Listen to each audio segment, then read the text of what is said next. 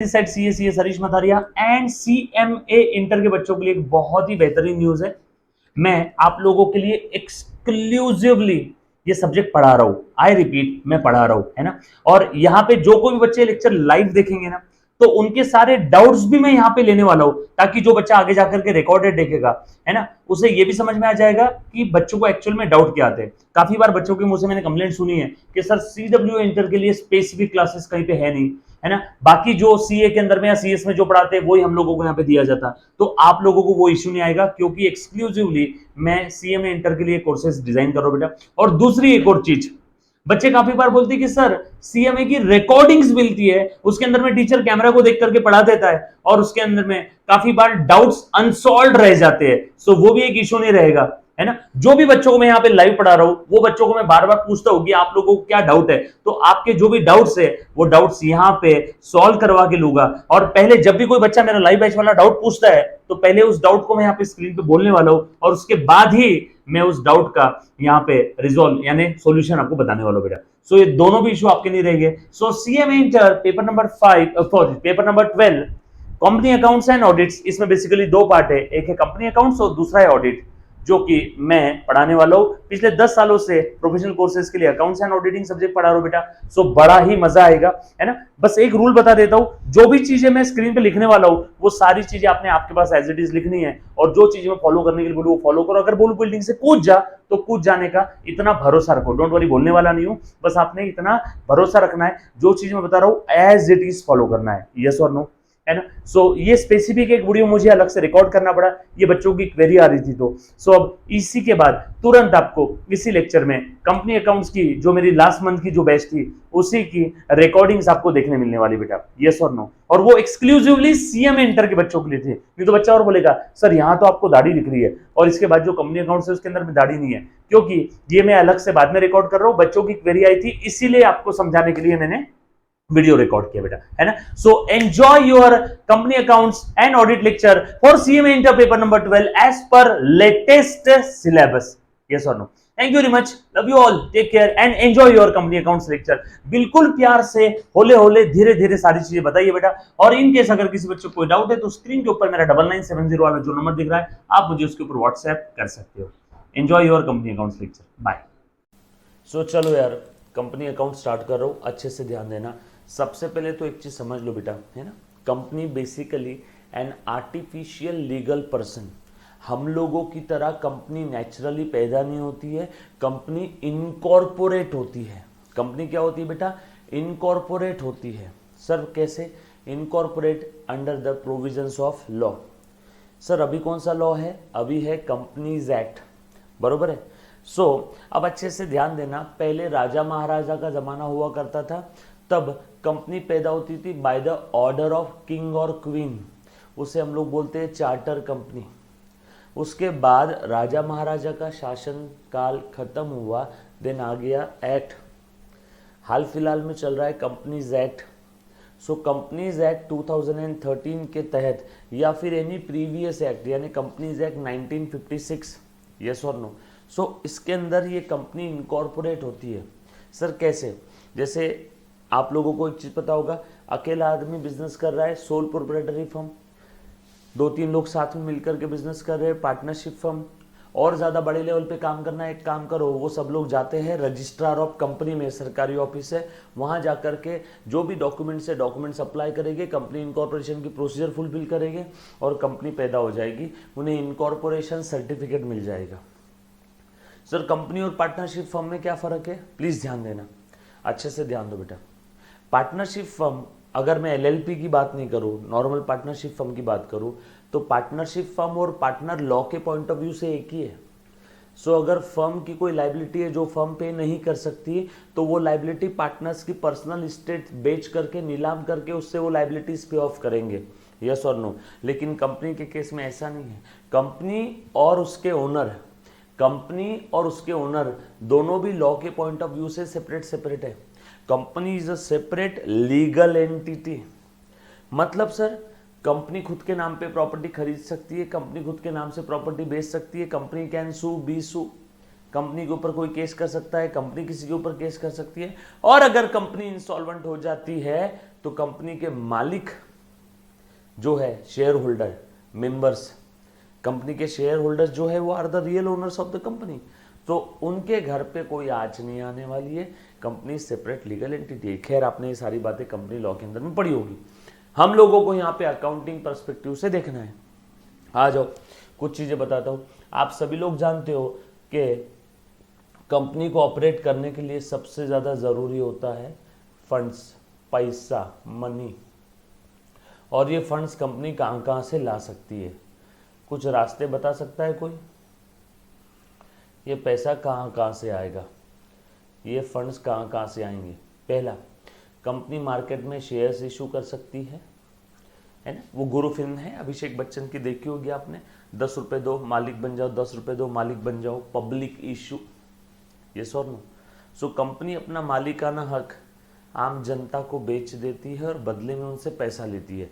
Sir इसका मतलब आम जनता जिन्होंने भी कंपनी के मालिकाना हक के लिए पैसे दिए, मतलब उनका कंपनी के कैपिटल में हिस्सा है। हाँ, उस हिस्से को हम लोग बोलते हैं share.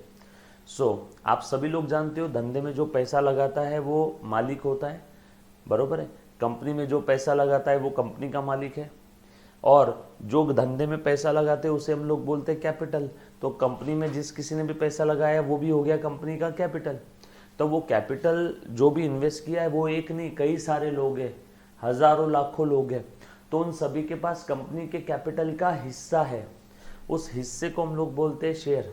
So smallest unit of the capital of the company is called as the share, या आसान भाषा में share is the share in share capital of the company.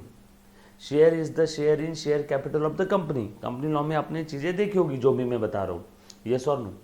So company market में अपने शेयर्स इशू करके पैसा रेस कर सकती है। कंपनी मार्केट से लोन ले सकती है लोगों से और बदले में गारंटी के तौर पे एक सर्टिफिकेट इशू करेगी, उसका नाम रहेगा डिबेंचर सर्टिफिकेट, है ना। जिस किसी के पास कंपनी के शेयर्स है वो हो गया share holder, owner of the company. जिस किसी के पास कंपनी का डिबेंचर है वो हो गया creditor of the company. Debenture holders are the creditors of the company. Company को मार्केट में शेयर इशू नहीं करना है बट फिर भी पैसा रेस करना है, उधार लेना है, तो कंपनी ने किसी से पैसा उधार लिया और बदले में गारंटी के तौर पे उसको क्या दिया, डिबेंचर सर्टिफिकेट। उस डिबेंचर सर्टिफिकेट में क्या लिखा रहेगा बेटा कि मैं आपको इतने इतने समय बाद इतना पैसा वापस करूंगी और ये इंटरेस्ट रेट आपको देने वाली हूँ, ये इंटरेस्ट आपको इतना मैं पे करने वाली हूँ। मतलब डिबेंचर होल्डर से क्रेडिटर से उनसे पैसा उधार लिया तो उनको क्या मिलेगा, इंटरेस्ट। शेयर होल्डर से कंपनी के ओनर है तो उनको क्या मिलेगा, प्रॉफिट में हिस्सा। ओनर को प्रॉफिट मिलता है, ओनर को इंटरेस्ट नहीं मिल रहा है, डिबेंचर होल्डर्स को इंटरेस्ट मिलेगा। या फिर कंपनी किसी बैंक या फाइनेंशियल इंस्टीट्यूशन से लोन रेस कर सकती है, यस और नो। या कंपनी किसी क्रेडिटर से पैसा ले सकती है, या कंपनी मार्केट में कोई बॉन्ड्स वगैरह इशू कर सकती है, यस और नो। क्लियर है? ये कुछ बातें आपको समझ आ रही बेटा? सिंपल सिंपल सी बातें है, यस और नो। पब्लिक डिपॉजिट भी काफी सारे रास्ते, हजारों रास्ते हैं। सर हमें यहाँ पे क्या क्या पढ़ना है बेटा? आप लोगों को यहाँ पे है ना, कंपनी जो मार्केट में शेयर्स इशू कर रही है वो सबसे पहला, और डिबेंचर्स, है ना। शेयर्स और डिबेंचर्स से रिलेटेड अकाउंटिंग आपको इस टॉपिक में पढ़ना है। सो मोटा मोटी तौर पे आपको यहाँ पे 3 चीजें पढ़नी है। पहला, इंट्रोडक्शन टू कंपनी। दूसरा, शेयर्स से रिलेटेड अकाउंटिंग। तीसरा, डिबेंचर। बाकी ये अकाउंटिंग तो नॉर्मल है, बैंक से लोन लिया, क्रेडिटर से पैसा उधार लिया, वो आपको इस टॉपिक में नहीं पढ़ना है। सो इस टॉपिक में आपको ये 3 चीजें पढ़नी है, introduction to company, shares related accounting and debentures related accounting. Basically company is an artificial legal person, separate legal entity है। कंपनी और उसके ओनर टोटली अलग अलग है, यस और नो। अब मैं आपको एकदम शुरुआत से धीरे धीरे सारी चीजें एक्सप्लेन करता हूँ। आ जाओ मुन्ना, ध्यान देना, जहाँ भी डाउट है वहाँ पूछना। और हाँ, अकाउंटिंग मैं आज के आज अभी के अभी स्टार्ट कर दूंगा, क्या कैसे अकाउंटिंग करना है। सो प्लीज़ 1000% कॉन्सेंट्रेशन बनाए रखना, यस और नो। आ जाओ, चल देखो ध्यान देना। सबसे पहले मैं स्टार्ट करो बेटा, introduction to the company accounts. चलो जस्ट अ सेकेंड, नोट्स ले लेता हूँ एक बार स्क्रीन पे। बड़ा ही मज़ेदार टॉपिक है। थ्योरी प्रैक्टिकल दोनों टाइप के क्वेश्चन इसमें पूछे जाते हैं। थ्योरी प्रैक्टिकल दोनों टाइप के क्वेश्चन इसमें पूछे जाएंगे बेटा, है ना। और बाकी अपने अकाउंटिंग का जो रूल है वो तो बिल्कुल सेम है, अकाउंटिंग का जो रूल है वो तो बिल्कुल सेम है, वो तो कोई चिंता करने वाली बात नहीं है ना। डेबिट क्रेडिट के ही रूल्स इस्तेमाल करना है बेटा अकाउंटिंग में। जस्ट अ सेकेंड, कहाँ गए रे नोट्स, चल आजा मुन्ना जल्दी से। हाँ,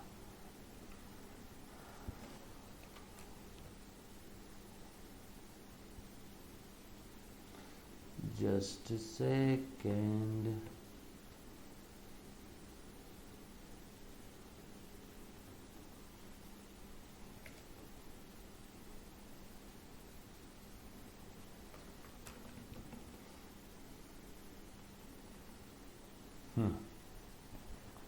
okay,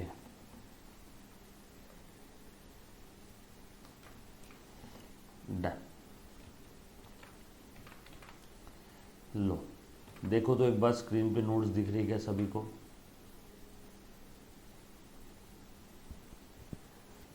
done, all set.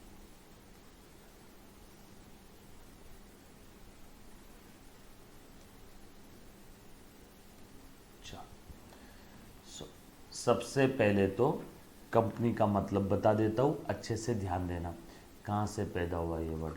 So basically meaning of company. बच्चों आ जाओ सब लोग एक साथ, फाउंडेशन लेवल का अकाउंटिंग सब्जेक्ट चल रहा है, उसमें आज हमने कंपनी अकाउंट स्टार्ट किया है। मैंने आपको बस इनिशियल इंट्रोडक्शन इतना दिया है कि कंपनी बेसिकली फंड्स कहाँ कहाँ से रेस कर सकती है, यस और नो। आप सभी लोग जानते हो कोई भी बिजनेस ऑपरेट करने के लिए आपको चाहिए फंड्स, पैसा, है ना। कंपनी के पास फंड्स रेस करने के काफ़ी सारे रास्ते हैं। डन। और अब मैं कंपनी का जो इंट्रोडक्शन है वो स्टार्ट कर रहा हूँ, एग्जाम में इसके ऊपर थ्योरी क्वेश्चन आ सकता है। Company basically derive from a Latin word that means, देखो बेटा ध्यान देना, come which means come together and having a panis means bread. साथ में आए हैं, साथ में आए हैं और खाना खा रहे हैं और बिजनेस की बातें डिस्कस कर रहे हैं पहले, है ना। इसे हम लोग बोलते थे company. As a form of organisation the word company implies a group of people, है ना, जिनकी सेम थिंकिंग है, सेम थॉट प्रोसेस वाले ग्रुप ऑफ पीपल एक साथ में आए हैं, voluntarily agree to form a company. और कैसे फॉर्म कर रहे हैं वो लोग, साथ में आकर के रजिस्ट्रार ऑफ कंपनी में जा रहे हैं, मैं आज की बात कर रहा हूँ, जो भी रिक्वायर्ड डॉक्यूमेंट है सबमिट कर रहे हैं, और उसके बाद सारी फॉर्मेलिटीज़ पूरी होने के बाद उन्हें क्या मिल जाएगा बेटा, इनकॉर्पोरेशन सर्टिफिकेट, यस और नो, है ना। कंपनी जैसे हमारा बर्थ सर्टिफिकेट होता है वैसे कंपनी का इनकॉर्पोरेशन सर्टिफिकेट है। As per law company which is form and incorporated, incorporate word मतलब नेचुरली पैदा नहीं हुआ है, अंडर लॉ इसका जन्म हुआ है, बर्थ हुआ है, यस और no, under the companies act 2013 और एग्जिस्टिंग एक्ट, है ना। अब अभी हाल फिलहाल में कंपनी एक्ट 2013 चल रहा है, या फिर एग्जिस्टिंग एक्ट कंपनीज एक्ट 1956। हाँ, ये 2013 चल रहा है मतलब ये मत सोचना है लेक्चर 2013 के, ये लेक्चर अपडेटेड है, यस और no. And registered under any previous companies law. अब प्रीवियस कंपनी लॉ मतलब कौन सा, company act 1956, 1956। An artificial person created by law, यानी इनकॉर्पोरेट हुआ है with a perpetual succession. Perpetual succession मतलब क्या है बेटा, मेंबर्स, कंपनी के जो शेयर होल्डर्स है, कंपनी के जो मालिक है, जिनके पास कंपनी का शेयर्स है, कंपनी के अंदर में जिस किसी ने पैसा लगाया मतलब कंपनी के पास कैपिटल रेज हो रहा है। जैसे जैसे कंपनी के अंदर में ओनर लोग पैसा लगाते हैं वैसे वैसे कंपनी का कैपिटल बढ़ेगा। और कोई अकेला इंसान तो पूरा कैपिटल नहीं लगा रहा है बेटा, यहाँ पे बहुत सारे लोग हैं तो सभी के पास कैपिटल का हिस्सा है, उस हिस्से को हम लोग बोलते हैं share. So share is the share in share capital of the company, और share is the smallest unit of the capital of the company, yes और नो। अब परपेचुअल सक्सेशन का मतलब है शेयर होल्डर्स आते जाते रहेंगे लेकिन कंपनी चलती रहेगी। जैसे फॉर एग्जांपल धीरू भाई अंबानी भगवान जी के पास चले गए लेकिन रिलायंस कंपनी आज भी चल रही है कि नहीं चल रही है। कंपनी के शेयर होल्डर्स मेंबर्स आते जाते रहेंगे लेकिन कंपनी चलती चली जाएगी, perpetual succession. And having a common seal, company artificial person है, उसको हाथ पैर तो है नहीं, साइन कहाँ से करेगी बेटा, तो कंपनी का common seal is just like a signature of the company. कुछ फीचर्स है बेटा कंपनी के जो एग्जाम में पूछे जाते हैं, प्लीज ध्यान देना, बरोबर है। आ जाओ आ जाओ, ध्यान देना। So incorporated association, incorporated association, Munna please ध्यान देना। अब क्या कहना है इसका, पहला फीचर्स इनकॉर्पोरेटेड एसोसिएशन मतलब इसका नेचुरल बर्थ नहीं हुआ है, कंपनी इनकॉर्पोरेट हुई है। Separate legal entity. Separate legal entity मतलब कंपनी और उसके ओनर्स और मेंबर्स ये सब सेपरेट सेपरेट है। कंपनी इंसॉल्वेंट हो गई तो ओनर से कोई लेना देना नहीं, ओनर इंसॉल्वेंट हो गया तो कंपनी उसको पैसा नहीं देगी। दोनों सेपरेट लीगल एंटिटी है, मतलब दोनों लॉ के पॉइंट ऑफ व्यू से सेपरेट सेपरेट पर्सन है। सो अगर कंपनी इंसॉल्वेंट हो जाती है, वाइंड अप हो जाती है, लिक्विडेट हो जाती है, बैंकरप्ट हो जाती है, तो ओनर से हम लोग उतना ही पैसा लेंगे जितना उसके शेयर्स का पैसा लेना बाकी है। मान लो एक कंपनी का शेयर 10 रुपये है और किसी शेयर होल्डर ने 8 रुपये दिए हैं, 2 रुपये अभी भी लेना उससे बाकी है, तो कंपनी अगर इंसॉल्वेंट हो जाती है तो 2 ही लेगी, 2 से ज़्यादा नहीं। सर मान लो अगर एक शेयर 10 का है और मैंने पूरे 10 दे दिए और आप कंपनी इंसॉल्वेंट हो गई तो आप मुझसे कितना लेंगे? आपका अनपेड कैपिटल कितना है? अनपेड 0, तो आपको इंसॉल्वेंसी के समय कितना देना है? 0, बरोबर है। उसके बाद आपकी लाइबिलिटी लिमिटेड है, ये जो मैंने पॉइंट अभी समझाया ना, आपकी लाइबिलिटी लिमिटेड है। Limited up to what amount? Limited up to unpaid capital, limited up to unpaid capital, yes और नो। उसके बाद परपेचुअल एग्जिस्टेंस, मेंबर्स में कम में गो, लेकिन कंपनी चलती चली रहेगी। कॉमन सील के बारे में बताया, like a signature of the company. Then ownership and management, मेरे पास रिलायंस कंपनी के कुछ शेयर है और मैं मुंबई चला गया और मैंने बोला मैं रिलायंस कंपनी का मालिक हूँ। उसने बोला हाँ ठीक है, मालिक हो आप शेयर होल्डर तो मालिक हो, चलो रिलायंस कंपनी के अंदर में ये मैनेजमेंट में चेंज करो, नाम ना, भले ही आप ओनर हो लेकिन आप मैनेजमेंट में दखल नहीं दे सकते हो, बिकॉज कंपनी का एक फीचर है ओनरशिप और मैनेजमेंट अलग अलग है। भले ही आप कंपनी के ओनर हो, भले ही आपके पास कंपनी के शेयर्स है, मेरे पास रिलायंस कंपनी का एक शेयर है, yes I am the owner of the Reliance company for that up to that capital amount. 1000 crore में मेरे पास 10 रुपए का शेयर है ना, तो 1000 करोड़ के कैपिटल में मैं 10 रुपए के कैपिटल का मालिक हूँ। हाँ ठीक है, तो क्या हुआ, छोटे लेवल का मालिक हूँ, लेकिन मालिक होने के बावजूद भी मैं मैनेजमेंट में दखल नहीं दे सकता। अगर आपको कंपनी के जो भी काम है उनको मैनेज करना है तो आपको बोर्ड ऑफ डायरेक्टर्स पे आना पड़ेगा। कंपनी कौन मैनेज करता है? Board of directors, company law में देखा होगा आपने। देन कंपनी ये सिटीजन नहीं है, भले ही आर्टिफिशियल लीगल पर्सन है बट ये सिटीजन नहीं। जैसे मैं इंडियन सिटीजन हूँ, कोई अमेरिकन सिटीजन है, वैसे कंपनी को किसी देश की सिटीजनशिप नहीं मिलेगी।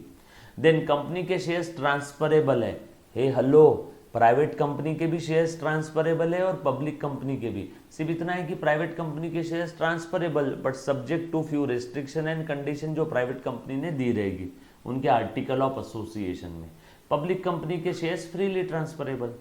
बुक्स ऑफ अकाउंट्स मेंटेन करना है क्या कंपनी को? यस। ऑडिट करवाना है बुक्स ऑफ अकाउंट्स का? हाँ सर, पीरियोडिक ऑडिट मतलब रेगुलर इंटरवल पे ऑडिट करवाओ, मतलब बुक्स ऑफ अकाउंट्स को चेक करवाना है, बुक्स ऑफ अकाउंट्स को चेक करवाना है, ऑडिट करवाना है, वेरीफाई करना है। उसके बाद right of access to the information, company के जो शेयर होल्डर्स है उनको कंपनी की इंफॉर्मेशन को एक्सेस करने का अधिकार है, लेकिन वो इंफॉर्मेशन जो कॉन्फिडेंशियल है वो इंफॉर्मेशन उन्हें नहीं मिल सकती है, बरोबर है। आ जाओ, उसके बाद अब मैं आपको और थोड़ी सी आगे डिटेल बताता हूँ, अच्छे से ध्यान देना। पहले देखते हैं maintenance of books of accounts, उसके बाद देखेंगे टाइप्स ऑफ कंपनी। आ जाओ। So very important, very important, company को बुक्स ऑफ अकाउंट मेंटेन करना है क्या? हाँ सर, कैसे मेंटेन करना है? जैसे सेक्शन 128 में बोला है वैसे एवरी कंपनी, देखो शुरुआत ही क्या है, चाहे प्राइवेट कंपनी हो, पब्लिक कंपनी हो, स्मॉल कंपनी हो, 1% कंपनी हो, कोई भी टाइप की कंपनी हो, हर एक कंपनी ने बुक्स ऑफ अकाउंट्स मेंटेन करना है। Shall prepare and keep at its registered office. क्या मेंटेन करना है, क्या कीप रखना है बेटा? Proper books of accounts, books of accounts and other relevant books and prepare the financial statement which give, और वो books of accounts must give true and fair picture of the statement of affairs of the company और state of affairs of the company. मतलब section 128 कहता है you have to prepare proper books of account, you have to keep proper books of accounts and relevant paper which shows, जो show करेगा true and fair picture of the state of affairs of the company. आपने आपके registered office पे रखना है और आपके branch के भी जो रिकॉर्ड है वो भी आपने आपके रजिस्टर्ड ऑफिस पे रखना है। कंपनी की अगर कोई ब्रांच होगी तो branch related books of accounts भी रखना है। ऐसा मैं नहीं बोल रहा हूँ, ये सेक्शन 128 बोल रहा है। उसके बाद आगे बढ़ते हैं। Such books shall be kept on accrual basis, such books shall be kept on accrual basis, double entry system के हिसाब से, कैश बेसिस पे नहीं रख सकते हो, अक्रूअल बेसिस, मर्केंटाइल सिस्टम आपको फॉलो करना पड़ेगा।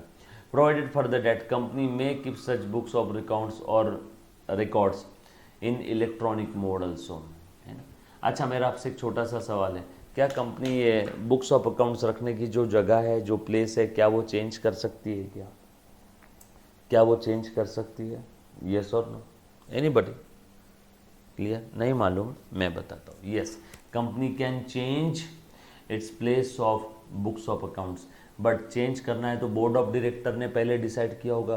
तो जिस दिन बोर्ड ऑफ डायरेक्टर्स ने प्लेस चेंज करने का डिसाइड किया, books of accounts registered office पे नहीं रखेंगे, इस ऑफिस पे रखेंगे, है ना। रजिस्टर्ड ऑफिस जो कंपनी का रजिस्टर्ड ऑफिस है, इनकॉर्पोरेट करते वक्त जो आपने रजिस्टर्ड ऑफिस डिसाइड किया था, उसके अलावा कोई दूसरी जगह पे। तो यस, बोर्ड ऑफ डायरेक्टर ने जिस दिन डिसाइड किया वहां से 7 दिनों के अंदर अंदर आपको आरओसी में फाइल करना होगा। आपको आरओसी में फाइल करना पड़ेगा। रजिस्ट्रार ऑफ कंपनी को इंटीमेट करना होगा कि हम बुक्स ऑफ अकाउंट्स चेंज कर रहे हैं, नए प्लेस का एड्रेस भी देना पड़ेगा। अच्छा, 128 ने बुक्स ऑफ अकाउंट्स के बारे में बताया। 129 बोलता है बुक्स ऑफ अकाउंट्स प्रिपेयर करने के बाद अब अगला काम क्या है? फिनेंशियल स्टेटमेंट्स बनाओ। अब फिनेंशियल स्टेटमेंट्स कैसे बनाने हैं? फिनेंशियल स्टेटमेंट्स कैसे बनाने हैं? ऐसे बनाने हैं जो कंपनी के स्टेट ऑफ अफेयर्स को ट्रूली एंड फेयरली रिप्रेजेंट करे।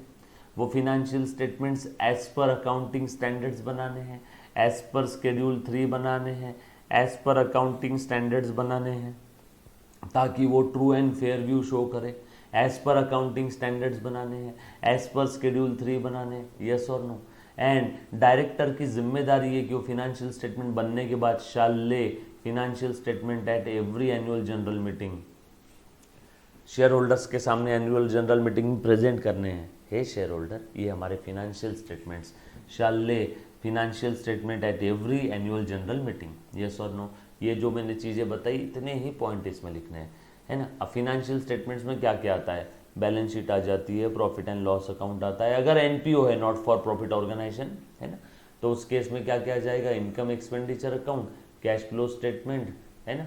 एनपीओ में इनकम एक्सपेंडिचर आएगा प्रॉफिट एंड लॉस की जगह पे, एनपीओ में इनकम एक्सपेंडिचर आएगा प्रॉफिट एंड लॉस की जगह पे, कॉमा, कैश फ्लो स्टेटमेंट आ जाएंगे, statement of changes in equity if applicable.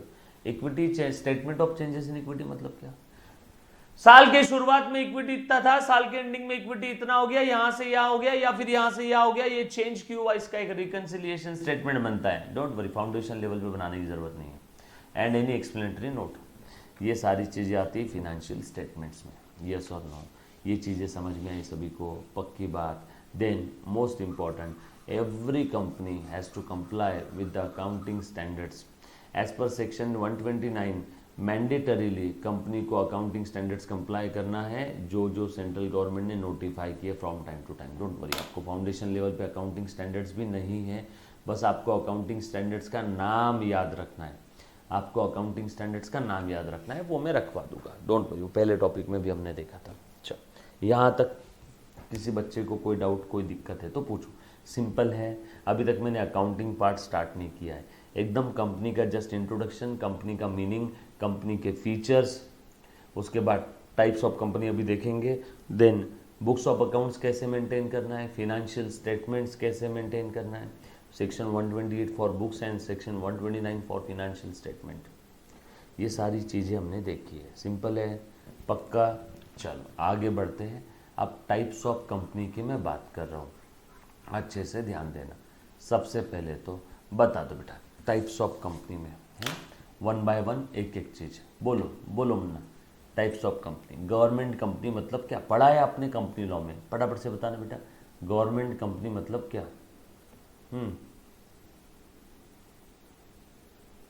Government company मतलब क्या? एनीबडी?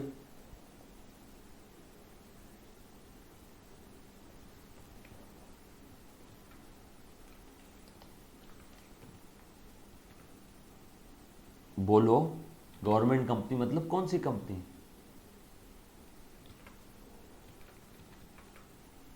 नहीं मालूम? चलो आ जाओ। गवर्नमेंट कंपनी मतलब ऐसी कंपनी जिसके अंदर में नॉट लेस देन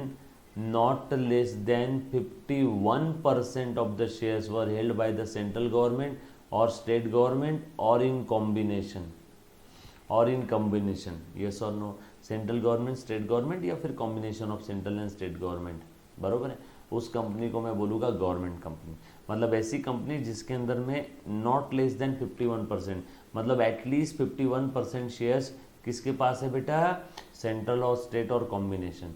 या फिर ऐसी कंपनी जो कोई गवर्नमेंट कंपनी है, उस गवर्नमेंट कंपनी की सब्सिडायरी कंपनी, गवर्नमेंट कंपनी की सब्सिडायरी कंपनी, इसको भी मैं प्यार से गवर्नमेंट कंपनी ही बोलूँगा। फिर भले ही इस कंपनी के अंदर में सेंट्रल और स्टेट गवर्नमेंट के, इस कंपनी में सेंट्रल और स्टेट गवर्नमेंट के पास शेयर नहीं है, लेकिन इस कंपनी में है, ये गवर्नमेंट कंपनी है, ये कंपनी के अंदर में सेंट्रल और स्टेट गवर्नमेंट के पास कोई शेयर्स नहीं है, 1 रुपये का भी नहीं है, बट गवर्नमेंट कंपनी की ये सब्सिडायरी है।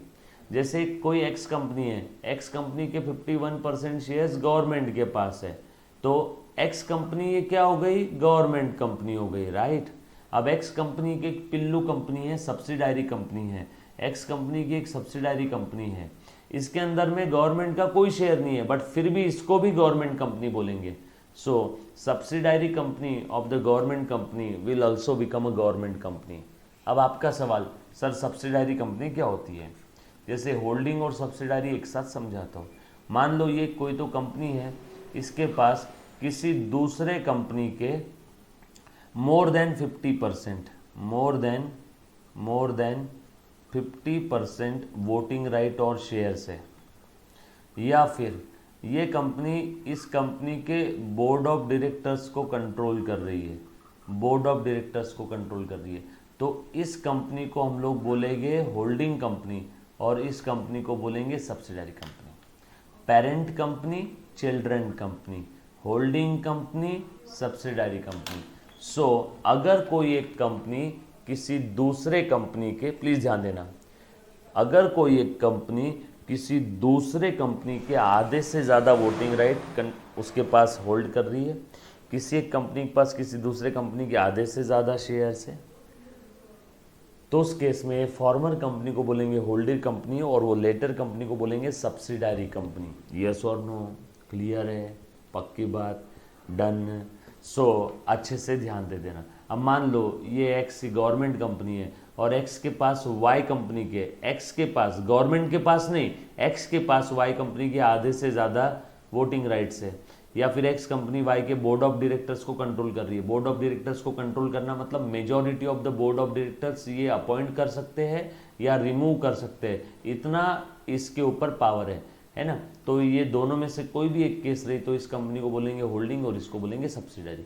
अब ये होल्डिंग कंपनी अगर गवर्नमेंट कंपनी है तो बाय डिफॉल्ट ये भी गवर्नमेंट कंपनी हो जाएगी, है ना। अगर होल्डिंग गवर्नमेंट कंपनी है तो बाय डिफॉल्ट उसकी सब्सिडायरी भी गवर्नमेंट हो जाएगी। यस और नो, क्लियर है, पक्की बात। Then foreign company, foreign company मतलब क्या, common sense, incorporate outside India, incorporated outside India, बरोबर है, but having place of business in India, but having place of business in India, place of business in India, India, incorporated outside India but place of business in India, तो उस company को हम लोग बोलेंगे foreign company, उस company को बोलेंगे foreign company. ये लिखने की ज़रूरत नहीं है, ये आपके नोट्स में है, ये लिखने की ज़रूरत नहीं है, ये आपके नोट्स में है बेटा, है ना।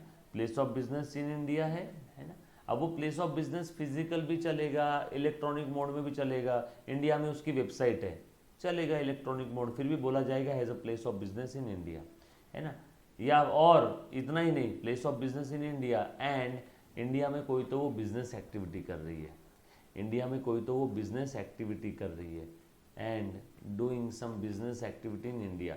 अब बिजनेस एक्टिविटी का मतलब सिर्फ ये नहीं होता है कि सेल परचेस ही होना चाहिए, कोई भी बिजनेस एक्टिविटी रिगार्डिंग बिजनेस, कोई भी एडमिन ऑफिस, बैक ऑफिस भी अगर इंडिया में है तो भी चलेगा। सो पैदा हुई आउटसाइड इंडिया में and having place of business in India and doing some business activity in India, तो उस कंपनी को बोलेंगे फॉरेन कंपनी, बरोबर है, क्लियर है। उसके बाद यहाँ से आगे हम लोग कंटिन्यू करेंगे बेटा नेक्स्ट लेक्चर में, यहाँ से आगे कंटिन्यू करेंगे नेक्स्ट लेक्चर में, डन। इतना कह के मैं मेरे 2 शब्द समाप्त करता हूँ। कंपनी अकाउंट्स के बारे में और ज़्यादा जानकारी के लिए मिलते रहिए next lecture. Thank you very much, love you all, take care, bye. लिखो अब मेरे साथ साथ, है ना। लिखो बेटा मेरे साथ साथ, क्लियर। चल आ जाओ।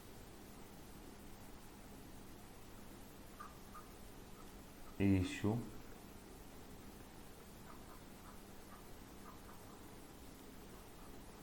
forfeiture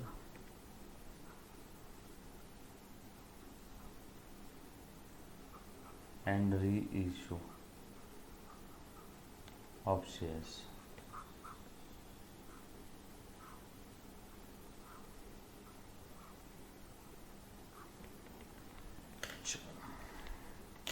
आज सो अब ध्यान दे देना बेटा,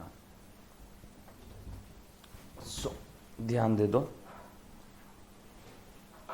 देखो बेटा, अब सभी लोग जानते हो कि आज की तारीख में अगर किसी कंपनी को मार्केट से फंड रेज करना है, हर कोई जानता है कि आज के तारीख में अगर किसी कंपनी को मार्केट से फंड रेज करना है तो उसके बाद बहुत सारे रास्ते हैं।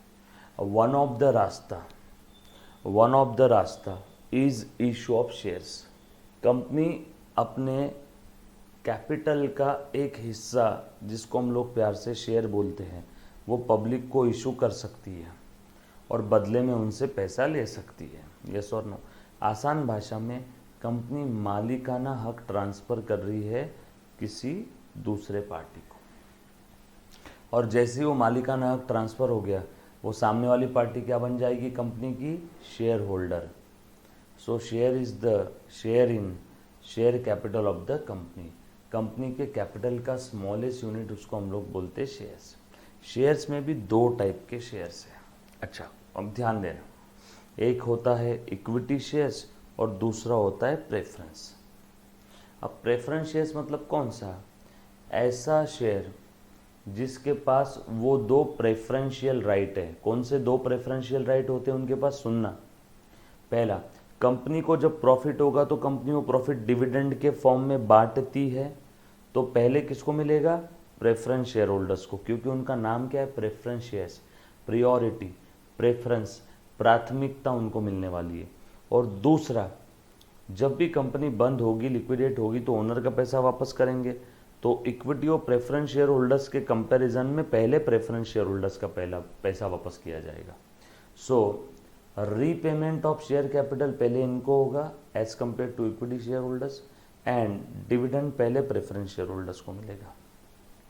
सो जो दो शेयर्स में ये दो प्रेफरेंशियल राइट है, जो शेयर में, जैसे जो शेयर्स के पास ये दो प्रेफरेंशियल राइट है, पहला डिविडेंड इनको पहले मिलेगा, दूसरा कंपनी बंद होती है तो पहले इनका कैपिटल वापस किया जाएगा। तो ऐसे शेयर्स जिसके पास ये दो प्रेफरेंशियल राइट है, प्रियोरिटी, प्राथमिकता, प्रेफरेंस, उन शेयर का नाम क्या रहेगा? उन शेयर का नाम है बेटा प्रेफरेंस शेयर। और ऐसे शेयर जिनके पास ये दो प्रेफरेंशियल राइट नहीं है, उनका नाम है इक्विटी शेयर्स। प्रेफरेंस शेयर्स के पास वोटिंग राइट नहीं होता है, इक्विटी शेयर्स के पास वोटिंग राइट होता है। कंपनी की जो जनरल मीटिंग होती है, आपने कंपनी लॉ सब्जेक्ट में पढ़ा होगा, उसके अंदर में डिटेल में, कंपनी के जनरल मीटिंग में इक्विटी शेयर्स होल्डर्स वोट कर सकते हैं, प्रेफरेंस शेयर्स नहीं। हाँ, लेकिन इसमें कंपनी लॉ में आपने ये भी चीज़ देखा होगा कि कंटिन्यू कॉन्सिक्यूटिव 3 साल तक अगर उनको डिविडेंड नहीं मिला, जो भी आपकी प्रोविजन है, तो प्रेफरेंस शेयर होल्डर्स का भी वोटिंग राइट अराइज हो जाएगा। क्लियर? चल आ जाओ, हम लोगों को वो थ्योरी नहीं देखना है क्योंकि वो अकाउंटिंग सब्जेक्ट में नहीं आएगा। हम लोगों को यहाँ पे देखना है issue, forfeiture and re issue of shares की अकाउंटिंग कैसे करते हैं। Again one of the most important area of this topic. अच्छे से ध्यान देना। आ जाओ, मैं स्टार्ट कर रहा हूँ बेटा अभी, है ना। सो लिखो मेरे साथ साथ, जब भी कोई कंपनी मार्केट में शेयर इशू करती है तो वहाँ पे कैसे क्या अकाउंटिंग होगी, पूरी शिद्दत ईमानदारी के साथ ध्यान देना। इम्पॉर्टेंट है, मिस मत करना, है ना, मिस मत करना बेटा। आ जाओ। सो मैं बात कर रहा हूँ, ध्यान दे दो। मान लो ये एक कंपनी है जो मार्केट में, आपको समझाने के लिए एक शेयर का एग्जांपल ले रहा हूँ, एक शेयर इशू करना चाहती है। इसमें ओनरशिप यानी फेस वैल्यू यानी कैपिटल यानी नॉमिनल वैल्यू यानी ओनरशिप यानी face value capital nominal value कितना है रे बेटा, इसमें ओनरशिप है 10 रुपये की। आपको समझाने के लिए ओनरशिप कितने की है, 10 की है ना। ये 10 रुपये की ओनरशिप वाला शेयर कंपनी बेचना चाहती है, कंपनी इशू करना चाहती है, इशू करना चाहती है कितने रुपए में, आपको समझाने के लिए 10 रुपये में। और ये पूरा पैसा कंपनी एक साथ ले रही है, पूरा पैसा फुल अमाउंट कंपनी ले रही है eight the time of application. Full amount sir application मतलब, अरे बाबा कंपनी क्या डायरेक्टली थोड़ी शेयर्स दे देती, पहले आपको अप्लाई करना पड़ेगा शेयर्स के लिए। Eight the time of application आपने अप्लाई किया है ना, तो देखो सबसे पहले तो कंपनी के पास एप्लीकेशन आ जाएगा, कंपनी के पास एप्लीकेशन आ गया यानी पैसा आ गया एप्लीकेशन का, एप्लीकेशन के साथ साथ आपको पैसा भी देना पड़ेगा ना 10 रुपये। So bank account debit ₹10, company बोलेगी बैंक अकाउंट डेबिट, और कंपनी ने अभी तक शेयर्स दिया है क्या उसको, नो, अभी तक उससे एप्लीकेशन का पैसा आया है, सामने वाले को शेयर्स दिया नहीं पैसा आ गया, शेयर्स दिया नहीं अभी तक पैसा आ गया, शेयर्स दिया नहीं अभी तक लेकिन पैसा आ गया, शेयर्स दिया नहीं अभी तक लेकिन पैसा आ गया, शेयर्स दिया नहीं अभी तक लेकिन पैसा आ गया। मतलब सामने वाले को अभी तक हमने दिया भी नहीं है शेयर, उससे पहले ही पैसा ले लिया, पहले ही ले लिया मतलब एडवांस ले लिया, मतलब वो जो बंदा था सामने वाला या बंदी थी जिसने अप्लाई किया वो हमारा क्रेडिटर बन गया। अब उसके नाम से तो अकाउंट नहीं बनाएंगे, लेकिन उसे रिप्रेजेंट करे एक ऐसा रिप्रेजेंटेटिव पर्सनल अकाउंट बना लेता हूँ, share application account. So bank account debit to share application, bank account debit to share application, ये रिप्रेजेंटेटिव पर्सनल अकाउंट है। सर क्यों हमने क्रेडिटर बना दिया उसको, भैया उसको तुमने शेयर दिया भी नहीं, शेयर देने के पहले पैसा ले लिया, तो वो तो आपका फॉर द टाइमिंग क्या बन गया, क्रेडिटर बन गया ना। आपने एक प्रकार से एडवांस में पैसा ले लिया उससे, शेयर देने के पहले ही पैसा ले लिया, शेयर देने के पहले ही पैसा ले लिया, मतलब आपने एक प्रकार से उससे एडवांस लिया है, आपने एक प्रकार से उससे क्या लिया है, एडवांस लिया है। यस और नो, ये बात समझ आई सभी को, पक्की बात। चलो आगे बढ़ता हूँ। ये आपने एडवांस पैसा ले लिया, share application being share application amount received, share application amount received. Next entry, अभी एप्लीकेशन का पैसा क्या अचार डालेंगे क्या हम लोग इसका, नो, जिस पर्पस के लिए लिया था उस पर्पस में यूज़ करो। क्यों लिया था ये एप्लीकेशन का पैसा, कैपिटल में ट्रांसफ़र करने के लिए, तो करो ना। एप्लीकेशन का पैसा आया तब उसे क्रेडिट किया, अब मैं एप्लीकेशन के पैसे को कैपिटल में ट्रांसफ़र कर रहा हूँ तो शेयर एप्लीकेशन को डेबिट करूँगा। सो share application account will be debited, पहले क्रेडिट किया अब डेबिट करूँगा। तो कहाँ ट्रांसफ़र कर रहे हैं, एप्लीकेशन में पैसा आया तब मैंने उसको क्रेडिट किया, अब उसमें से पैसा निकाल के कैपिटल में डाल रहा हूँ तो कैपिटल बढ़ेगा ना। So to share capital, equity share होगा तो equity share capital, preference share होगा तो preference share capital, to share capital.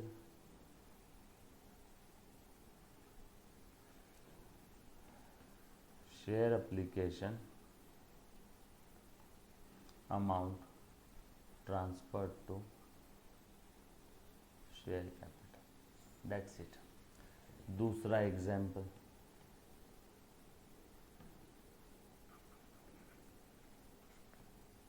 एक कंपनी है जिसके शेयर की फेस वैल्यू है 10 रुपये, यानी ओनरशिप 10 है, उसमें कैपिटल 10 है, ओनरशिप 10 है, नॉमिनल वैल्यू 10 है, कैपिटल 10 है, उसमें ओनरशिप 10 है, ओनरशिप यानी कैपिटल। लेकिन कंपनी वो शेयर इशू कर रही है आपको समझाने के लिए 12 रुपये में, और कंपनी पैसा कैसे ले रही है, इंस्टॉलमेंट में समझ लो। एप्लीकेशन के समय आपको देना पड़ेगा 2 रुपये, उसके बाद कंपनी जब आपको शेयर अलॉट करेगी, अलॉटमेंट के समय आपको देना पड़ेगा 6 रुपये, और है ना, कंपनी जब शेयर 6 रुपये 7 लिख रहे हैं, और कंपनी अलॉटमेंट के बाद आपसे जो भी बचाव पैसा है उसके लिए कॉल करेगी, समझ लो फर्स्ट कॉल और फाइनल कॉल, है ना। कॉल अमाउंट है आपका 3 रुपये, टोटल कितना हो गया चेक करो, टोटल हो गया 12 रुपीज़, 7 और 3 10 और 2 12। सर अब 10 का शेयर कंपनी 12 में दे रही है, कंपनी के पप्पा का राज है क्या? हाँ, चाहिए तो लो नहीं तो घर जाओ। कंपनी ने बोला मैं मेरा शेयर प्रीमियम पे दे रही हूँ, 10 रुपए की ओनरशिप आपको मैं दूंगी 12 रुपए में, यानी कंपनी प्रीमियम कितना ले रही है? 2 रुपये। 10 रुपए का शेयर कंपनी कितने में दे रही है? 12 में। इशू प्राइस 12, आपको ओनरशिप मिलेगी 10 की, मतलब 2 रुपये कंपनी ने किस चीज़ का लिया? प्रीमियम का। तो यहाँ पे ऐसा बोला जाएगा ये issue of share at premium है। ऊपर वाली केस में 10 का शेयर 10 में दिया, issue of shares at par है। दूसरा वाला केस दूसरा वाला example issue of share at premium है, उसमें भी पैसा इंस्टॉलमेंट में ले रहे हैं। एप्लीकेशन, अलॉटमेंट, कॉल एक से ज़्यादा हो सकता है, first call, second call, yes और नो। अच्छा, आ जाओ।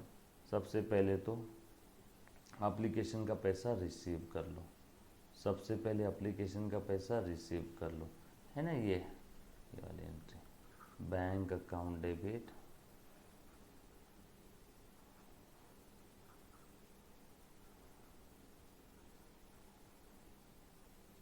To share application money received. उसके बाद नेक्स्ट एंट्री, एप्लीकेशन का पैसा क्यों लिया था? कैपिटल में डालने के लिए, तो डालो ना। सो शेयर एप्लीकेशन अकाउंट पहले क्रेडिट किया था, अब डेबिट किया, टू शेयर कैपिटल। एप्लीकेशन का पैसा मिला और एप्लीकेशन का पैसा कैपिटल में ट्रांसफर कर दिया। एप्लीकेशन का हिसाब खत्म। अब अलॉटमेंट की बात आ रही है। सर अब अलॉटमेंट का भी पैसा जैसे एप्लीकेशन में पहले मिला बाद में ट्रांसफ़र किया, अलॉटमेंट में जैसे एप्लीकेशन में पहले पैसा मिला फिर ट्रांसफ़र किया, तो वैसे अलॉटमेंट का भी पैसा पहले ले लो ना। अलॉटमेंट का पैसा पहले लेंगे नहीं। जिस दिन शेयर अलॉट हुआ उस दिन हमने एप्लीकेशन का पैसा कैपिटल में डाला, तो ट्रांसफ़र टू कैपिटल का डेट और इसका डेट सेम रहेगा। और अलॉटमेंट के समय एप्लीकेशन के अलावा बाकी सारे कॉल्स में, सारी इंस्टॉलमेंट में पहले पैसा ट्रांसफ़र करेंगे, ड्यू बेसिस पे अकाउंटिंग करेंगे। सर फिर एप्लीकेशन में क्यों नहीं किया ऐसे? क्योंकि एप्लीकेशन में मुझे थोड़ी पता था भारत के 125 करोड़ लोगों में से कल कौन कौन से लोग शेयर खरीदने वाले हैं। मैं उनके शेयर एप्लीकेशन के पहले कैसे ड्यू कर दूँ? मुझे थोड़ी पता किस किस के ऊपर शेयर कैपिटल ड्यू करना है। तो एप्लीकेशन के समय तो पहले मैं राह ही देखूंगा ना पैसा आने का, यस और नो। चलो आ जाओ। सो पहले अलॉटमेंट का पैसा कैपिटल में ट्रांसफ़र करो, यानी अलॉटमेंट का पैसा कॉल करो, यानी अलॉटमेंट का पैसा ड्यू करो, यानी शेयर अलॉटमेंट नाम के पर्सन से मुझे पैसा लेना है। अब मेरे पास लिस्ट आ गई ना, एप्लीकेशन का पैसा आ गया, मतलब मेरे पास लिस्ट आ गई कौन कौन से लोगों ने अप्लाई किया। अब उन सभी को मैं उठा के फ़ोन करके बोलूँगा, हाँ जी मैं इस कंपनी से बात कर रहा हूँ, आपने जो शेयर्स के लिए अप्लाई किया था, वाओ कॉन्ग्रेचुलेशन, आपका एप्लीकेशन सिलेक्ट हो गया है, यू हैव बीन अलॉटेड इतने इतने शेयर्स, आपको इतने इतने शेयर्स मिलने वाले। तो अब आपसे पैसा लेना है अलॉटमेंट का। तो जब भी किसी पार्टी या पर्सन से पैसा लेना है तो उसका अकाउंट डेबिट करो। अगेन ये रिप्रेजेंटेटिव पर्सनल अकाउंट है, share allotment account will be debited. उसने पूछा साहब कितना पैसा लेना है? मैंने बोला साहब आपसे 7 रुपये लेना है। उसने बोला क्यों? मैंने बोला मैं आपको ओनरशिप दे रहा हूँ। उसने बोला दो ना, मैंने बोला लो ना। सो मैंने ओनरशिप दिया, लेकिन ओनरशिप अब मैं कितने की दूंगा अच्छे से ध्यान देना। ये साथ में प्रीमियम भी घुसा पड़ा है। प्रीमियम कितना है? 2 रुपये का। ये साथ में प्रीमियम है 2 का, सो कैपिटल है 5 का। सर क्यों? प्रीमियम का अमाउंट एप्लीकेशन के साथ नहीं हो सकता है क्या? हो सकता है, लेकिन अगर क्वेश्चन में कुछ बोला नहीं है तो ये प्रीमियम का अमाउंट किसके साथ है? अलॉटमेंट के। 7 और 9 और 3 12, तो इस साथ में प्रीमियम का अमाउंट है 2 रुपये। ओनरशिप कितने की है? 10 की। शेयर कितने में दे रहे हैं? 12 में। ओनरशिप कितने की है? 10 की। शेयर कितने में दे रहे हैं? 12 में। मतलब प्रीमियम है 2 रुपये। तो ये प्रीमियम का अमाउंट किसके साथ है? पहली इंस्टॉलमेंट में, दूसरे में कि तीसरे में? कहीं पे भी हो सकता है, लेकिन कुछ बोला नहीं है तो हम लोग eight the time of allotment के साथ साथ प्रीमियम ले लेते। सो टोटल पैसा लेना है 7 रुपीज़, लेकिन आपको ओनरशिप मिलेगी अलॉटमेंट के समय 5 की, क्योंकि अलॉटमेंट के 7 रुपये में 2 रुपये तो प्रीमियम है, बचा क्या? 5 है कैपिटल। सो आपको ओनरशिप मिलेगी 5 की। उसने बोला साहब ऐसा क्यों? मुझसे 7 लेना है, ओनरशिप 5 की दे रहे। मैंने बोला पहले ही बताया था, चाहिए तो ले नहीं तो घर जा, 2 रुपये प्रीमियम है। उसने बोला ठीक है साहब। तो ये कंपनी के बुक्स में अकाउंटिंग चल रही है, कंपनी बोलेगी to security premium reserve account और टू सिक्योरिटी प्रीमियम अकाउंट 2 रुपये। ये तो कंपनी का फ़ायदा हो गया ना एक प्रकार से, तो कंपनी ने सिक्योरिटी प्रीमियम को क्रेडिट कर दिया। एक बार सिक्योरिटी प्रीमियम, प्लीज़ ध्यान देना बेटा, अभी आपने ड्यू किया, अब जैसे ही सिक्योरिटी प्रीमियम रिसीव हो जाएगा वो ट्रांसफ़र हो जाएगा बैलेंस शीट के लायबिलिटी साइड में रिजर्व्स एंड सरप्लस में। सिक्योरिटी प्रीमियम जैसे ही ड्यू हो गया है ना, और उसके बाद में रिसीव हो गया, जैसे ही once you have receive the amount of premium, वो परमानेंटली बैलेंस शीट के लायबिलिटी साइड में रिजर्व सरप्लस में चला जाएगा। कहाँ चला जाएगा? Reserve surplus. कंपनी का फायदा है, क्योंकि कंपनी ने 10 का शेयर कितने में दिया? 12 में। चलो, ये अलॉटमेंट का पैसा मैंने कॉल कर दिया, ड्यू कर दिया, या आसान भाषा में ट्रांसफ़र कर दिया। अब रिसीव कर लेता हूँ। Bank account will be debited, 7 रुपये आ गया पूरा। जब अलॉटमेंट का पैसा कॉल किया था तब अलॉटमेंट को डेबिट किया, अब अलॉटमेंट को क्रेडिट कर देता हूँ, पैसा आ गया, पैसा आ गया। अब कॉल का पैसा कॉल कर देता हूँ,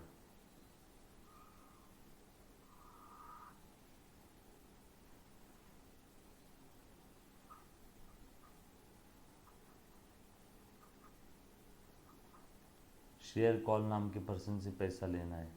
उसने बोला क्यों लेना है, मैंने बोला मैं तेरे नाम से कैपिटल खड़ा कर रहा हूँ। उसने बोला करो ना, मैंने बोला लो ना, ये लो share call account debit to share capital. ये share call, share allotment, share application, ये सब रिप्रेजेंटेटिव पर्सनल अकाउंट है। ये सब उन तमाम अप्लीकेंट को रिप्रेजेंट कर रहे हैं। उसके बाद कॉल का पैसा रिसीव हो गया, कॉल को पहले डेबिट किया था, अब क्रेडिट कर दो, कॉल अमाउंट रिसीव, बराबर है। ये एंट्री सिंपल है, यहाँ तक समझ में आया। अब मान लो अगर कोई बंदा या कोई बंदी पैसा नहीं देती है, मान लो अलॉटमेंट का पैसा नहीं आया, या फिर एक काम करता हूँ, कॉल का पैसा नहीं आया, मान लो आपको समझाने के लिए कॉल का पैसा नहीं आया, कंपनी के बार बार रिमाइंडर देने के बावजूद भी कॉल का पैसा अगर नहीं आता है तो बोर्ड ऑफ डायरेक्टर्स में फॉरफिट द शेयर्स, तो यहाँ पे एंट्री फॉर शेयर फॉरफीचर आ जाएगा।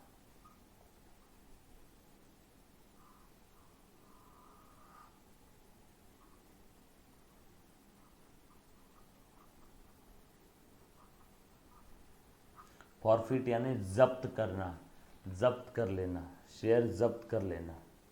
अब देखो कंपनी के बोर्ड ऑफ डायरेक्टर शेयर्स जब्त कर रहे हैं, कैसे जब्त करेंगे? बहुत सिंपल सा फंडा है, अच्छे से ध्यान देना बेटा, अच्छे से ध्यान देना। अब ये तो दूध पीता बच्चा भी जानता है कि जब भी कोई कंपनी शेयर इशू करती है तो कंपनी का कैपिटल बढ़ता है। फॉरफीचर के समय, ये वाला एग्जाम्पल चल रहा है, फॉरफीचर के समय शेयर इशू किया, कैपिटल बढ़ेगा। शेयर फॉरफिट क्या ने जब्त किया, सर क्यों जब्त कर रहे हैं? क्योंकि उसने कॉल का पैसा नहीं दिया। तो जब भी कोई शेयर होल्डर अलॉटमेंट या कॉल का पैसा नहीं देता है तो बोर्ड ऑफ डायरेक्टर्स में फॉरफिट, वो बोर्ड ऑफ डायरेक्टर्स पर डिपेंड करता है फॉरफिट करेंगे नहीं करेंगे, ये उनका राइट है। सो बोर्ड ऑफ डायरेक्टर्स में forfeit the shares of such share holder. तो कैसे फॉरफिट करेंगे? कॉमन सेंस, जब भी कोई कंपनी शेयर इशू करती है, जब भी कोई कंपनी शेयर इशू करती है तो कैपिटल बढ़ता है, जब भी कोई कंपनी शेयर इशू करती है तो कैपिटल बढ़ता है, और अपोजिट जब भी कोई कंपनी शेयर फॉरफिट करेगी तो कैपिटल कम होगा। इशू किया बढ़ेगा, फॉरफिट किया कम होगा, इशू किया बढ़ेगा, फॉरफिट किया कम होगा। ये सोन क्लियर, पक्की बात। जब भी कोई कंपनी शेयर इशू करेगी तो कैपिटल बढ़ेगा, जब भी कोई कंपनी शेयर फॉरफिट करेगी तो कैपिटल कम होगा। क्लियर, चलो आ जाओ।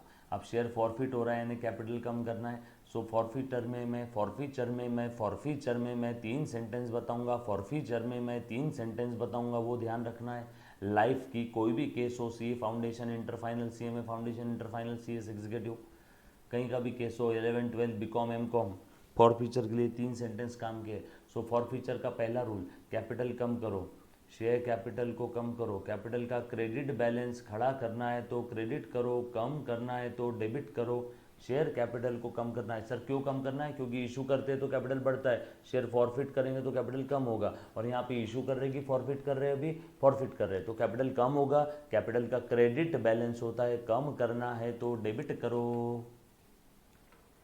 सो शेयर कैपिटल कम करना है। कितने से कम करेंगे? सवाल। कितने से डेबिट करेंगे? कितने से कम करेंगे? सवाल। इसका जवाब जितने से खड़ा किया था। कितने से खड़ा किया था ढूंढो। Capital to capital to capital to capital 2 रुपये, to capital to capital to capital 5 रुपये, 5 और 2 7, to capital to capital to capital 7 और 3 10। 10 रुपये से मैंने कैपिटल खड़ा किया था, 10 रुपये का कॉल्ड अप कैपिटल था, 10 रुपये मैंने कैपिटल में ट्रांसफ़र कर दिए थे। देखो ये दो है ना, और ये सॉरी ये नहीं, ये 2 और ये 7 में कैपिटल कितना था? 5, 5 और ये 2 7, 7 और ये 3 10। टोटल कैपिटल में ट्रांसफ़र तो किया था ना मैंने 10 रुपये। अब वो अलग बात है कि इसका पैसा मिला नहीं कॉल का, वो अलग बात है कॉल का पैसा मिला नहीं, लेकिन कैपिटल में तो ट्रांसफ़र कर दिया था। सो कैपिटल कितने से खड़ा हुआ? 5 और 2 7 और 3 10। सो 10 से कम करो, पहला सेंटेंस ख़त्म। कैपिटल को कम करो कितने से? By called up face value. जितना हमने called up face value call किया है, जितना हमने फेस वैल्यू कॉल किया है, जितना हमने फेस वैल्यू कॉल किया है या ट्रांसफ़र किया है कैपिटल में, या जितना हमने फेस वैल्यू कॉल किया है या कैपिटल में ट्रांसफ़र किया। सो पहला सेंटेंस खत्म, कैपिटल कम करो। दूसरा, अब जब शेयर जब्त कर रहे हैं तो शेयर जब्त करने का मतलब क्या होता है? शेयर जब्त करने का मतलब ये नहीं होता है कि उसके घर में घुस के उसको मार के उससे शेयर सर्टिफिकेट लाना। शेयर जब्त करने का मतलब होता है आज तक उस शेयर होल्डर ने जो भी पैसा दिया है वो पैसा जब्त कर लो, अब उसे वापस देने की ज़रूरत नहीं है। वो पैसा जब्त कर लो, अब उसे वापस देने की ज़रूरत नहीं है। क्लियर है? शेयर जब्त करना मतलब उसके घर में घुस के मार ठोक के शेयर वापस लाना नहीं होता है, वो तो डाका डालना हो गया। शेयर फॉरफिट करने का मतलब होता है आज तक उस शेयर होल्डर ने जो भी पैसा दिया होगा, आज तक उस शेयर होल्डर ने जो भी पैसा दिया होगा वो पैसा जब्त कर लो, अब उसे वापस देने की ज़रूरत नहीं है। क्लियर? पक्की बात? चलो, उसने आज तक कितना पैसा दिया? रिसीव, ये रिसीव है एप्लीकेशन, और ये भी अलॉटमेंट भी रिसीव हो गया, ये तो मिला नहीं। सो आज तक कितना पैसा मिला? टोटल अमाउंट रिसीव्ड कितना हुआ बेटा? 2 और 7 9 रुपये। ये तो मिला ही नहीं ना, 3 रुपये ये मिला नहीं, तो 7 और 2 9, 7 और 2 9। ये टोटल अमाउंट मैं जब्त करने ही वाला था कि मुझे याद आया कि इस 9 रुपये में प्रीमियम भी रिसीव्ड है। Premium received, premium received, received. Sir premium है ना इसमें 2 रुपये का मिला हुआ, 7 के अंदर में 2 रुपये प्रीमियम भी मिला, तो प्रीमियम रिसीव्ड 9 रुपये है में 2 रुपये है। Therefore amount amount amount received received received except premium छोड़ के अमाउंट रिसीव्ड एक्सेप्ट प्रीमियम कितना है बेटा? 7 रुपीज़। सो जब भी कोई कंपनी शेयर फॉरफिट करेगी तो उससे जितना भी अमाउंट मिला होगा, अगर उस अमाउंट में प्रीमियम घुसा पड़ा है, अगर जो अमाउंट मिला हुआ है उसमें प्रीमियम घुसा पड़ा है, जो अमाउंट मिला उसमें अगर प्रीमियम घुसा पड़ा है, जो अमाउंट मिला उसमें प्रीमियम घुसा पड़ा है, जो अमाउंट मिला उसमें प्रीमियम भी रिसीव्ड है, तो कंपनी प्रीमियम को फॉरफिट नहीं कर सकती है। प्रीमियम के अलावा जो भी अमाउंट है, अमाउंट रिसीव्ड एक्सेप्ट प्रीमियम, वही फॉरफिट करेगी। रीजन, प्रीमियम तो मेरा अपना है, कंपनी ने पहले ही बोल दिया था 10 का शेयर मैं 12 में दूंगी, प्रीमियम मेरा फायदा है। कोई अपना खुद का फायदा जब्त कर सकता है क्या? मैंने आपको बोला बच्चों मैंने पेन जब्त कर लिया, आप क्या पूछोगे? सर किसका, किस से फॉरफिट किया? मैं बोलूँगा मेरा खुद का ही है। आप बोलेंगे सर पागल हो गए, कोई खुद की चीज़ फॉरफिट कर सकता है क्या? मैंने तो पहले ही बोला था शेयर होल्डर्स को 10 का शेयर 12 में दूंगा, 2 रुपये तो मेरा अपना है, 2 तो मेरा फायदा है, कोई खुद का फायदा जब्त कर सकता है क्या? इसीलिए टोटल अमाउंट रिसीव्ड में अगर प्रीमियम रिसीव्ड है, टोटल अमाउंट रिसीव्ड में अगर प्रीमियम रिसीव्ड है तो उस रिसीव्ड प्रीमियम को माइनस करो, बरोबर, एज इट इज फॉलो करना। सो amount received except premium 7 rupees जब्त करो। अब मैं जब्त कर रहा हूँ तो एक फॉरफीचर अकाउंट बना रहा हूँ, to share forfeiture account, to share forfeiture account 7। क्या आया इसमें? Amount received except premium. तीसरा और आखिरी सेंटेंस, 2 सेंटेंस हो गए, 1 2, तीसरा और आखिरी, जो जो नहीं मिला उसे रिवर्स करो, जो जो नहीं मिला उसे रिवर्स करो। क्या क्या नहीं मिला? कॉल नहीं मिला है, कॉल कॉल कॉल को पहले डेबिट किया था, कॉल को रिवर्स कर दो।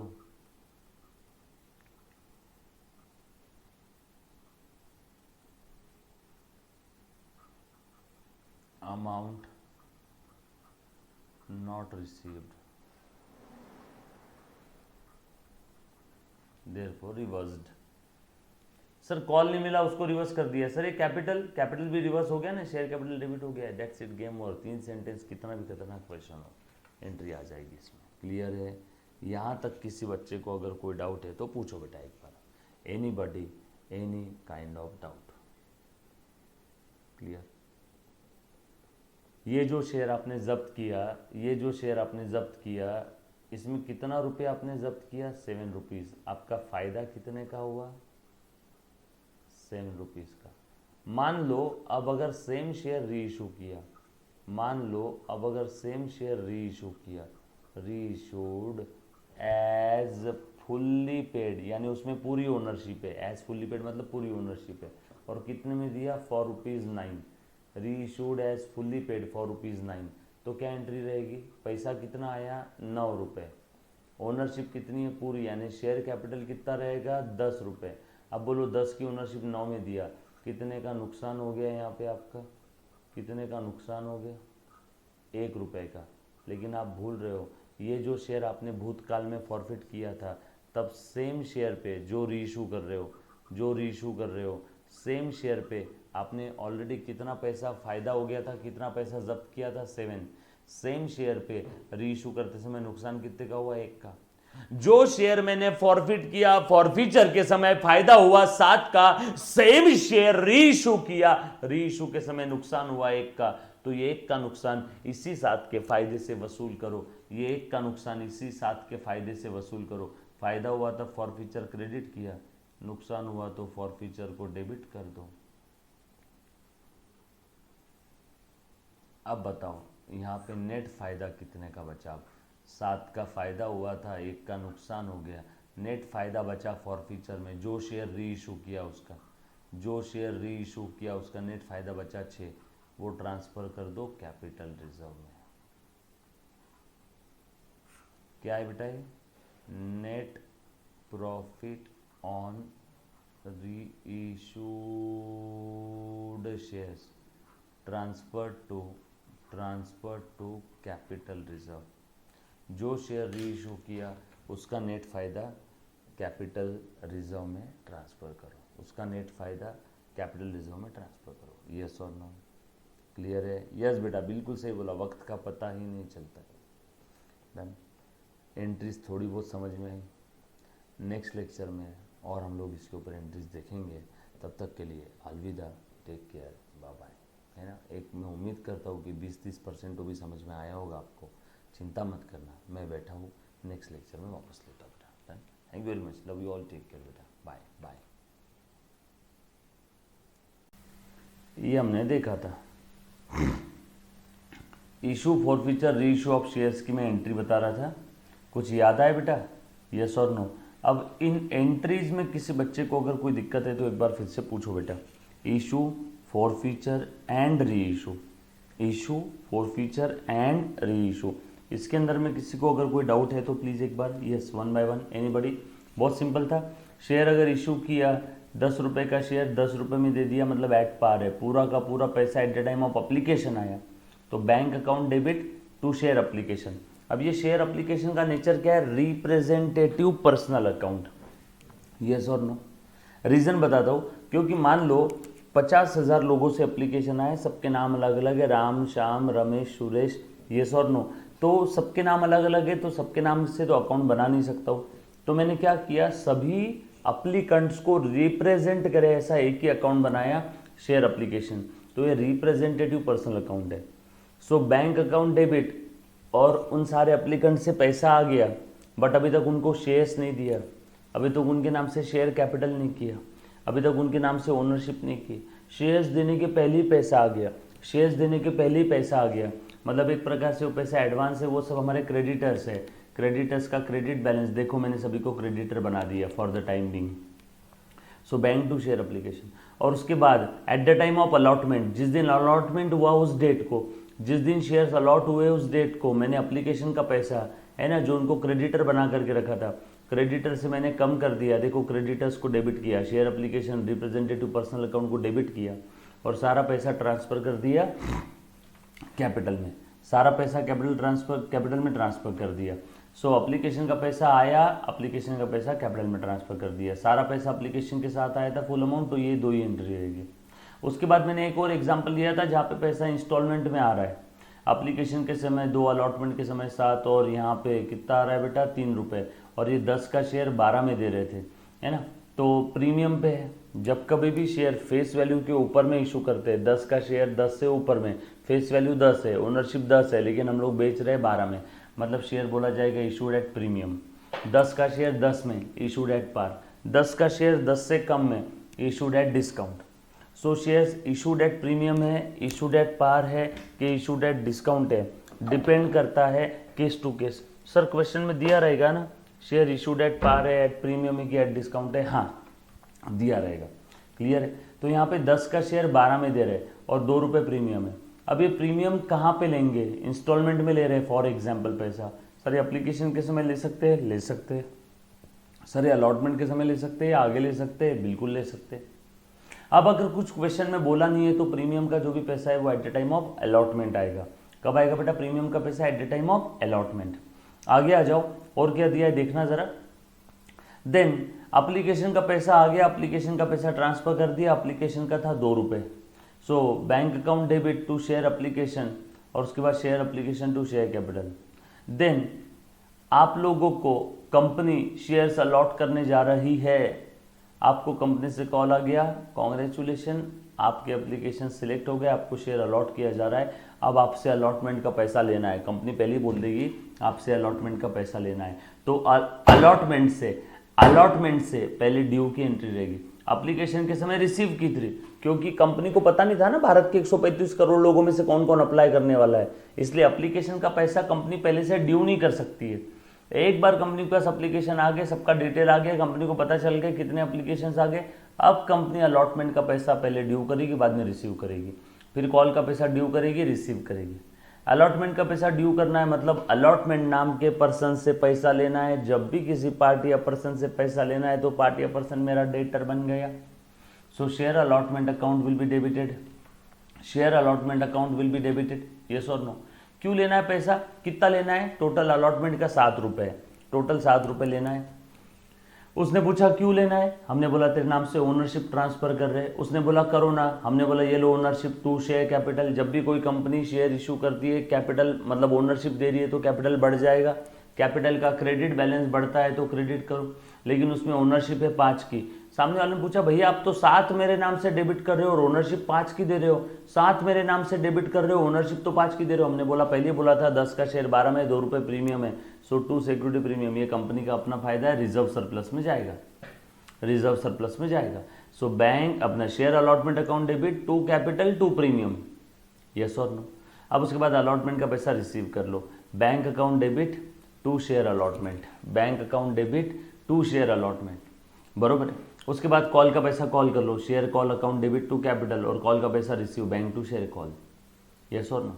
उसके बाद फॉर एग्जाम्पल कॉल का पैसा नहीं आया, कंपनी के बार बार रिमाइंडर देने के बावजूद भी अगर कोई शेयर होल्डर अलॉटमेंट या कॉल का पैसा नहीं देता है, अगर कोई शेयर होल्डर अलॉटमेंट या कॉल का पैसा नहीं देता है, बार बार रिमाइंडर देने के बावजूद भी अगर कोई शेयर होल्डर अलॉटमेंट या कॉल का पैसा नहीं देता है, तो कंपनी उसके शेयर्स फॉरफिट कर सकती है, तो कंपनी उसके शेयर्स फॉरफिट कर सकती है, यस और नो। अच्छे से ध्यान देना, फॉरफीचर का फिर से समझा रहा हूँ, फॉरफीचर की एंट्री फिर से बता रहा हूँ बेटा, आ जाओ चलो गाइस ध्यान दे दो, फॉरफीचर की एंट्री एक्सप्लेन कर रहा हूँ आप लोगों को, बहुत सिंपल है, प्लीज ध्यान देना। कहाँ गया रे अपना पेन, हाँ ये पेन आ गया, हाँ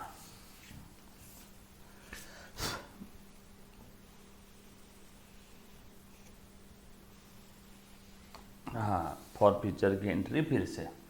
सो देख रहे मुन्ना, अब ये कॉल का पैसा नहीं मिला, कॉल का पैसा नहीं मिला है ना, अलॉट एप्लीकेशन का आ गया, अलॉटमेंट का आ गया, बराबर है। लेकिन कैपिटल में हमने सारा पैसा ट्रांसफ़र कर दिया, एप्लीकेशन का पैसा कैपिटल में चला गया, अलॉटमेंट का भी पैसा कैपिटल में चला गया, देखो कैपिटल में चला गया, कैपिटल में चला गया, और कॉल का भी पैसा कैपिटल में चला गया।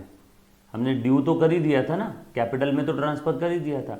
सो कैपिटल में सारा पैसा चला गया, कैपिटल में सारा पैसा चला गया। देखो ये 2 रुपये है ना, ये 2 रुपये, ये 5 रुपये। अलॉटमेंट के समय कैपिटल तो 5 ही है, अलॉटमेंट के समय कैपिटल तो 5 ही है। सो कैपिटल में पूरा चला गया, 5 और 2 7, और ये कॉल का 3 रुपये, 7 और 3 10। सो कैपिटल तो पूरा खड़ा कर दिया 10 रुपये से, कैपिटल तो पूरा क्रेडिट कर दिया 10 से, लेकिन उसमें 10 में 3 रुपये नहीं मिले, 10 में 3 नहीं मिले। सो कैपिटल खड़ा किया 10 से, उसमें 3 नहीं मिले, बार बार रिमाइंडर देने के बावजूद भी वो पैसा नहीं दे रहा है। तो अब कंपनी के डायरेक्टर्स ने डिसाइड किया कि भैया अब तेरा शेयर फॉरफिट करने वाले हैं। अब शेयर फॉरफिट करना मतलब क्या, शेयर इशू करते हैं तो कैपिटल बढ़ता है, फॉरफिट करेंगे तो कैपिटल कम होगा। यहाँ इशू कर रहे कि फॉरफीचर, फॉरफीचर। अब शेयर इशू करते तो कैपिटल बढ़ता है, फॉरफिट करेंगे तो कैपिटल कम होगा। कितने से कम होगा, सवाल कितने से कम होगा, जवाब जितने से कैपिटल खड़ा किया था। कितने से खड़ा किया था, 10 से। 2 कैपिटल 2 कैपिटल 2 कैपिटल, तो 10 से खड़ा किया था, 10 से कम होगा। सो पहला सेंटेंस फॉरफीचर में बस ये 3 सेंटेंस आपने ध्यान रखना है, दुनिया का कितना भी कॉम्प्लिकेटेड एंट्री हो, ये 3 सेंटेंस के अंदर में आपका हो जाएगा। सो कैपिटल कम करना है, कितने से, जितने से खड़ा किया था। कितने से खड़ा किया था, 10 रुपये से, तो 10 से हमने कम कर दिया। उसके बाद शेयर फॉरफिट करने का मतलब उसके घर में घुस के एंट्री, उसके घर में घुस के शेयर वो छीन के लाना नहीं होता है। शेयर फॉरफिट करने का मतलब होता है उससे आज तक जो भी पैसा मिला है एक्सेप्ट प्रीमियम, उससे आज तक जो भी पैसा मिला है, टोटल कितना मिला उससे, बैंक 2, बैंक 7 और 2 9, और कुछ मिला है 9, ये तो मिला ही नहीं। सो 9 रुपये मिला है। क्या इस 9 रुपये में, क्या इस अमाउंट रिसीव्ड में, क्या इस अमाउंट रिसीव्ड में, क्या इस अमाउंट रिसीव्ड में प्रीमियम है क्या, हाँ है। अलॉटमेंट के समय प्रीमियम मिल गया था 2 रुपये का, तो वो प्रीमियम माइनस कर दो, क्योंकि प्रीमियम तो मेरा अपना है, जो मेरा अपना है उससे मैं फॉरफिट नहीं कर सकता। टोटल अमाउंट मिला 9, उसमें 2 रुपये तो प्रीमियम है, प्रीमियम तो मेरा अपना है। मैंने पहले ही बोला था 10 का शेयर 12 में दे रहा हूँ, 2 रुपये मेरा फायदा, मेरा प्रीमियम। ओनर को तो 10 का ही, शेयर होल्डर को तो 10 का ही कैपिटल मिल रहा था। आसान भाषा में कंपनी उतना ही अमाउंट फॉरफिट कर सकती है जो टोटल रिसीव्ड है उसमें से प्रीमियम माइनस कर दो, अगर प्रीमियम मिला होगा तो। सर प्रीमियम मिला ही नहीं तो प्रीमियम माइनस नहीं करना। इस टोटल रिसीव्ड में, RECEIVED, इस रिसीव्ड में अगर प्रीमियम रिसीव्ड है तो ही माइनस होगा। So total amount received minus premium received is equal to amount received except premium, उतना जब्त कर लो। दूसरा सेंटेंस भी खत्म। और तीसरा और आखिरी सेंटेंस, जो मिला वो जब्त कर लिया एक्सेप्ट प्रीमियम, जो नहीं मिला उसे रिवर्स करो।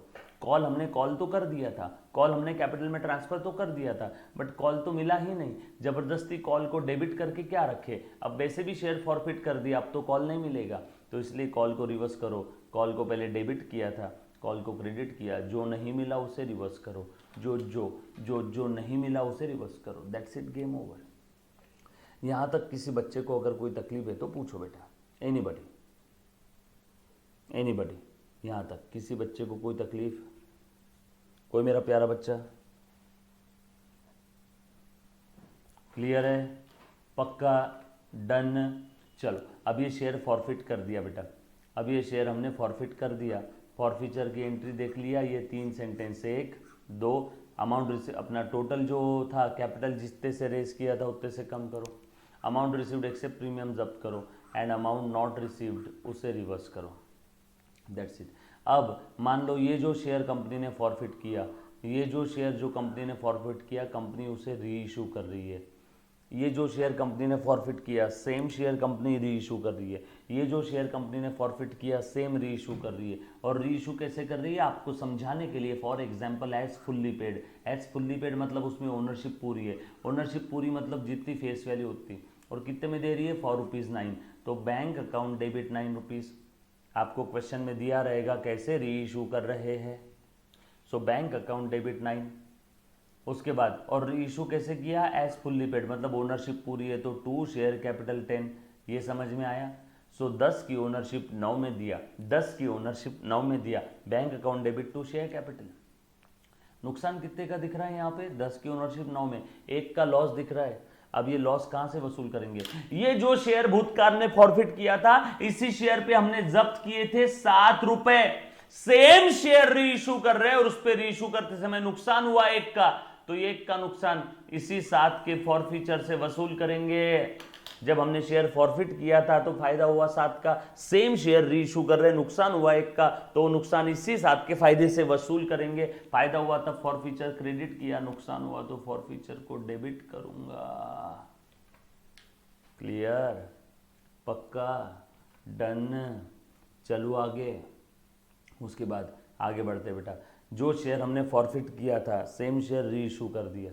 अब ध्यान देना, जो शेयर्स हमने री इशू कर दिए ना, वो री इशूड शेयर से रिलेटेड नेट फायदा, शेयर फॉरफिट किया तब फायदा हुआ 7 का, सेम शेयर री इशू किया तब नुकसान हुआ 1 का, शेयर फॉरफिट किया जब हुआ फायदा 7 का, सेम शेयर री इशू किया जब नुकसान हुआ 1 का, 7 का फायदा 1 का नुकसान, री इशूड शेयर पे 6 का अभी भी नेट फायदा बचा हुआ है जो फॉरफीचर में पड़ा है। चलो उसको फॉरफीचर से निकाल के कैपिटल रिजर्व में ट्रांसफर कर दो। Net profit on reissued share transfer to capital reserve, net profit on reissued share transfer to capital reserve, net profit on reissued shares transfer to capital reserve. कुछ था इसमें, simple है, पक्की बात, done. Authorise capital मान लो आपको समझाने के लिए, इसी को रजिस्टर्ड और नॉमिनल भी कहते हैं, ये है 10 लाख। इसमें से कंपनी कितना इशू करना चाहती है आपको समझाने के लिए 8 लाख, देयरफॉर अनइशूड कितना है 2 लाख।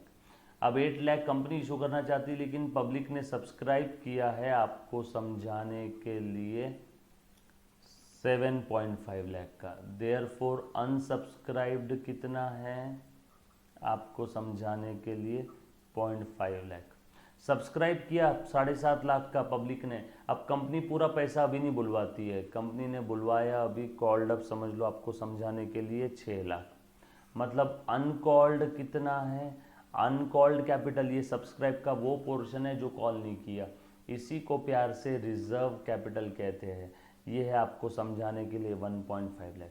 अब कॉल्ड अप में से भी भारत की जनता है सेठ, पूरा पैसा नहीं दिया, अरियर है, अभी भी 50,000 आना बाकी है, अभी भी 50,000 आना बाकी है, तो बोलो पेड अप कैपिटल कितना आ गया, paid up capital 5,50,000।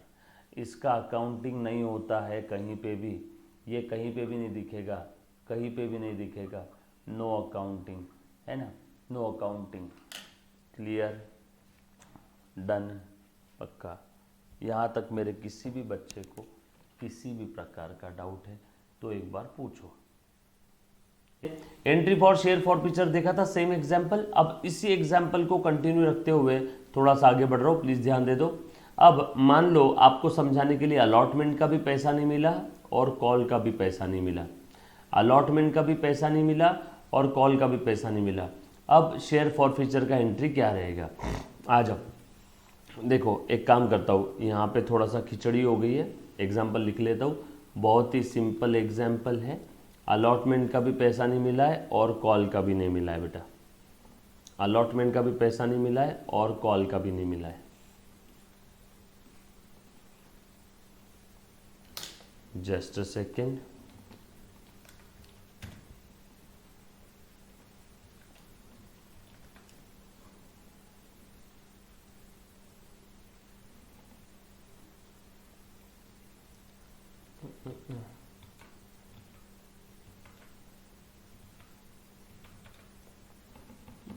Device,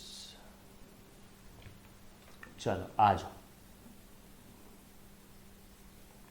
for example एक कंपनी है जिसके शेयर का फेस वैल्यू है 10 रुपीज़, प्रीमियम पे इशू कर रही है, प्रीमियम है 3 रुपीज़, सो इशू प्राइस हो जाएगा 13 रुपीज़। और ये पैसा कैसे बुलवा रही है कंपनी, एक बार ध्यान देना ज़रा। ये पैसा कंपनी बुलवा रही है eight the time of application. आपने देना है बेटा, आपको समझाने के लिए 4 रुपये। और थोड़ा सा क्रिटिकल एग्जाम्पल ले रहा हूँ, अच्छे से ध्यान देना बेटा, थोड़ा सा इंपॉर्टेंट एग्जाम्पल है। एप्लीकेशन के समय प्रीमियम था 1 रुपीज़ और कैपिटल पोर्शन है 3 रुपये। Eight the time of allotment आपने देना है, आपको समझाने के लिए 6 रुपये। इस 6 रुपये में 2 रुपये प्रीमियम है और कैपिटल पोर्शन है 4 रुपये। यस और नो। और उसके बाद कॉल के समय आपने देना है 3 रुपीज़। कॉल के समय आपने देना है बेटा 3 रुपीज़। टोटल कितना हो गया, 4 और ये 6 10 और ये 3 13। टोटल 13 रुपीज़ इशू प्राइस है। कंपनी ऐसे ले रही है पैसा। ठीक है, कोई दिक्कत वाली बात नहीं है। अभी कंटिन्यू कर लेते हैं बेटा। चलो आ जाओ तो। सो सबसे पहली वाली एंट्री क्या रहेगी, सबसे पहली एंट्री रहेगी आपको समझाने के लिए, bank account will be debited. Application का पैसा आ गया टू शेयर एप्लीकेशन अकाउंट। कितना है बेटा एप्लीकेशन का, 4 रुपये। 4 रुपये शेयर एप्लीकेशन अमाउंट रिसीव्ड। ये देखो रिसीव्ड के यहाँ पे मैंने टिक लगा दिया। अब एप्लीकेशन का पैसा मैं ट्रांसफ़र करने जा रहा हूँ, दूसरी एंट्री कहाँ पे, कैपिटल में। शेयर एप्लीकेशन जब पैसा आया था तब मैंने उसको डेबिट किया था, अब ट्रांसफ़र कर रहा हूँ टू शेयर कैपिटल। अब एप्लीकेशन का पैसा आया तब क्रेडिट किया, अब मैं उसको ट्रांसफ़र कर रहा हूँ तो डेबिट कर रहा हूँ। लेकिन कैपिटल में कितना जाएगा, 3। कैपिटल में कितना जाएगा, 3। बचा हुआ 1 रुपया कहाँ ट्रांसफ़र करूँगा, प्रीमियम में। So to security premium reserve account. To security premium reserve account. Share application amount received. Share application transferred. यहाँ तक कुछ डाउट है तो पूछ बेटा एक बार, एनीबडी।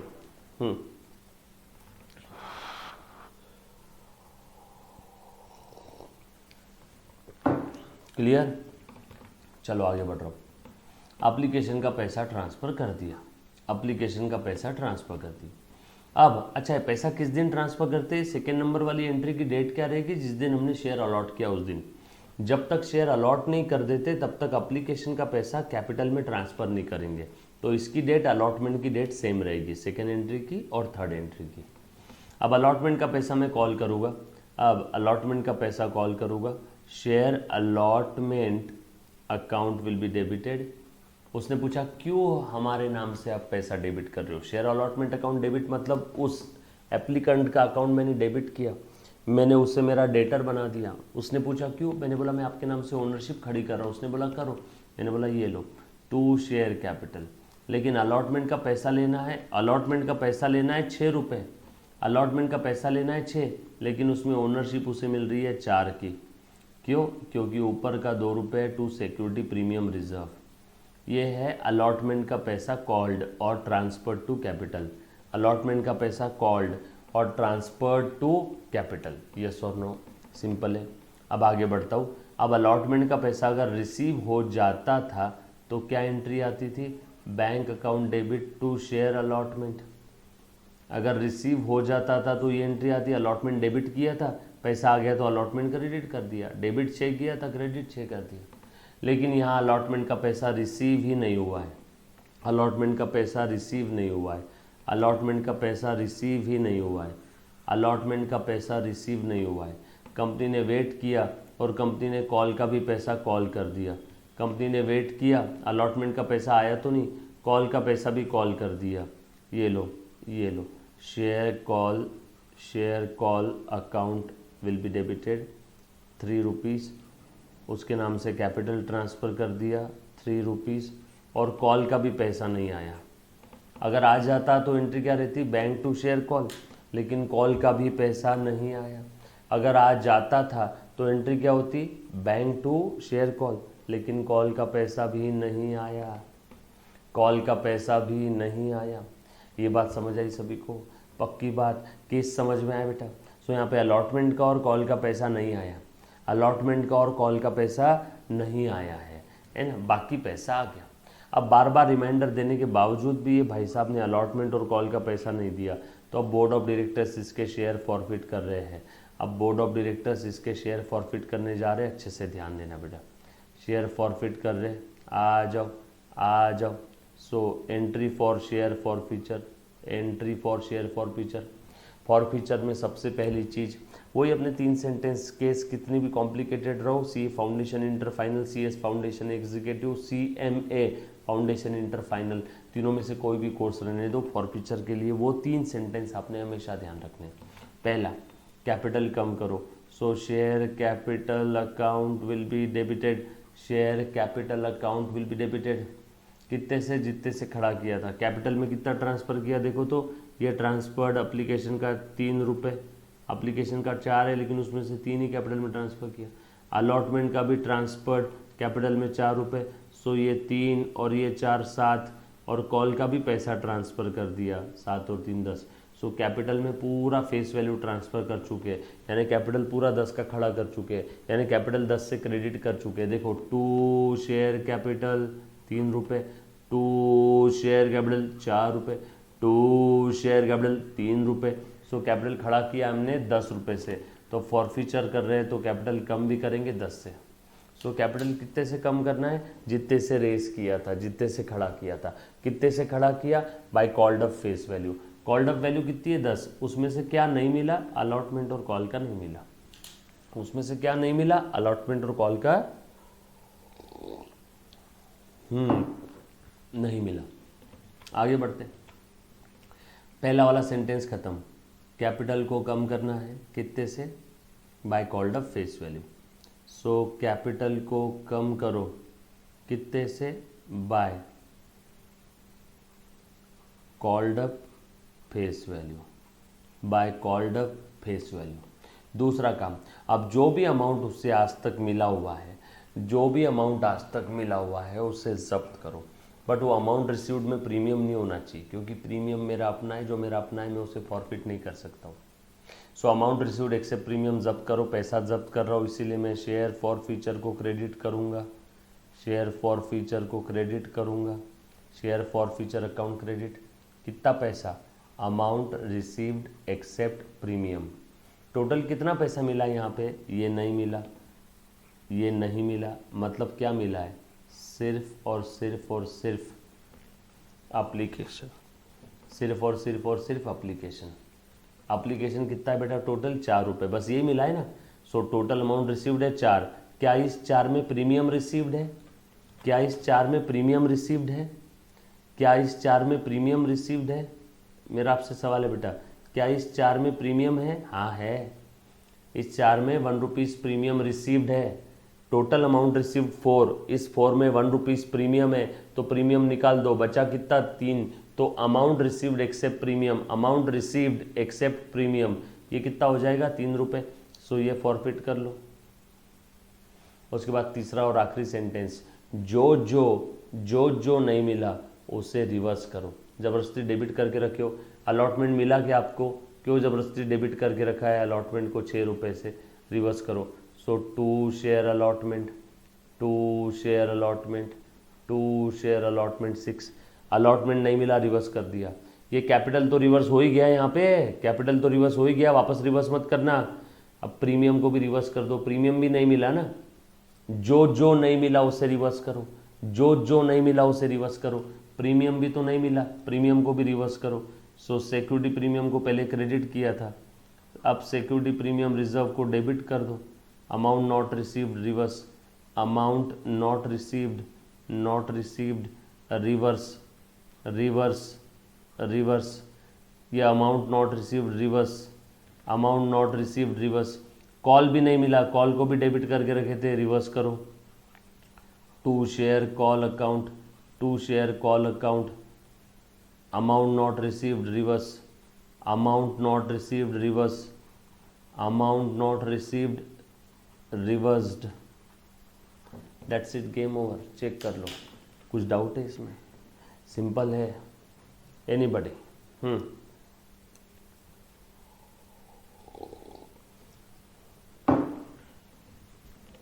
हमने यहाँ पे क्या किया, प्रीमियम थोड़ा सा एप्लीकेशन में लिया, थोड़ा सा प्रीमियम अलॉटमेंट में लिया, आधा प्रीमियम मिल गया, आधा नहीं मिला। जो प्रीमियम मिल गया वो कभी रिवर्स नहीं होता, जो प्रीमियम मिल गया, जो रिसीव हो गया, वो कभी रिवर्स नहीं होता। जो प्रीमियम रिसीव नहीं हुआ हम लोग सिर्फ उसे ही रिवर्स करते हैं। जो प्रीमियम रिसीव नहीं हुआ हम लोग सिर्फ उसे ही रिवर्स करते हैं।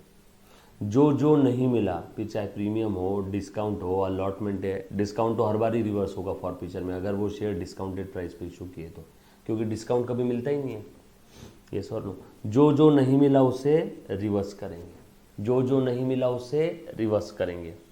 इसी में मान लो कॉल का पैसा कॉल ही नहीं किया, कॉल के पहले ही शेयर फॉरफिट कर लिया, यही फॉरफिट कर लिया शेयर।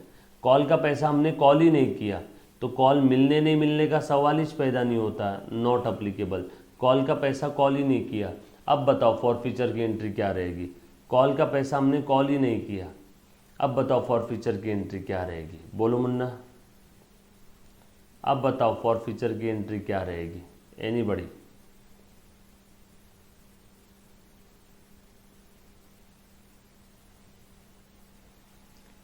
कॉल का पैसा कॉल ही नहीं किया तो कॉल को रिवर्स करने की ज़रूरत भी नहीं है। कॉल का पैसा कॉल ही नहीं किया, कॉल का पैसा कॉल ही नहीं किया तो कॉल को रिवर्स करने की भी ज़रूरत नहीं है।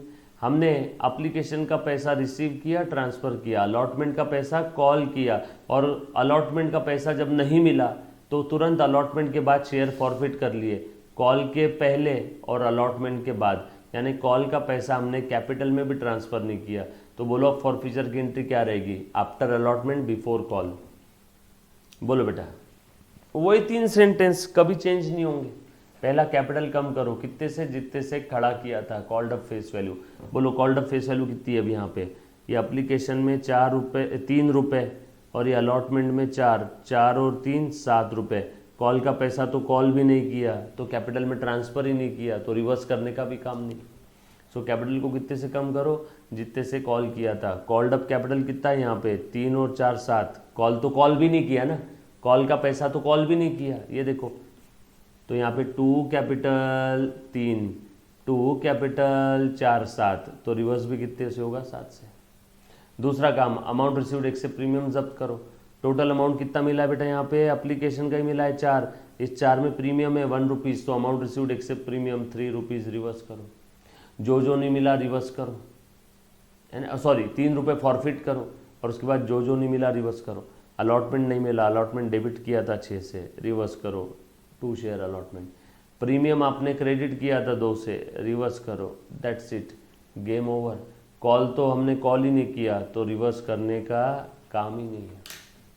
कॉल तो हमने कॉल ही नहीं किया तो रिवर्स करने का काम ही नहीं है। क्लियर?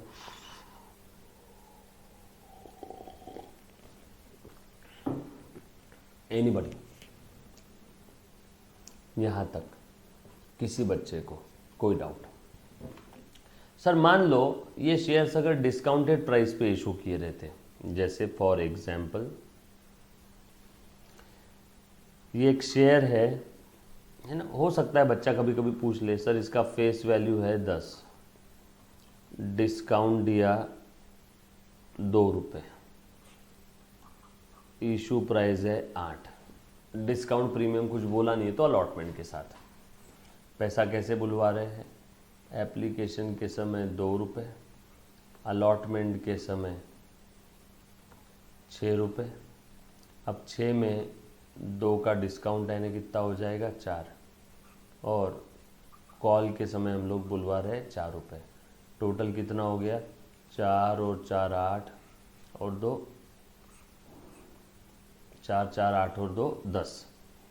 कितना हुआ बेटा यहाँ पे? 6 2 8। यहाँ पे है ना अलॉटमेंट के समय यहाँ पे आ जाएगा 1 सेकेंड, ये अलॉटमेंट के समय लिख लो।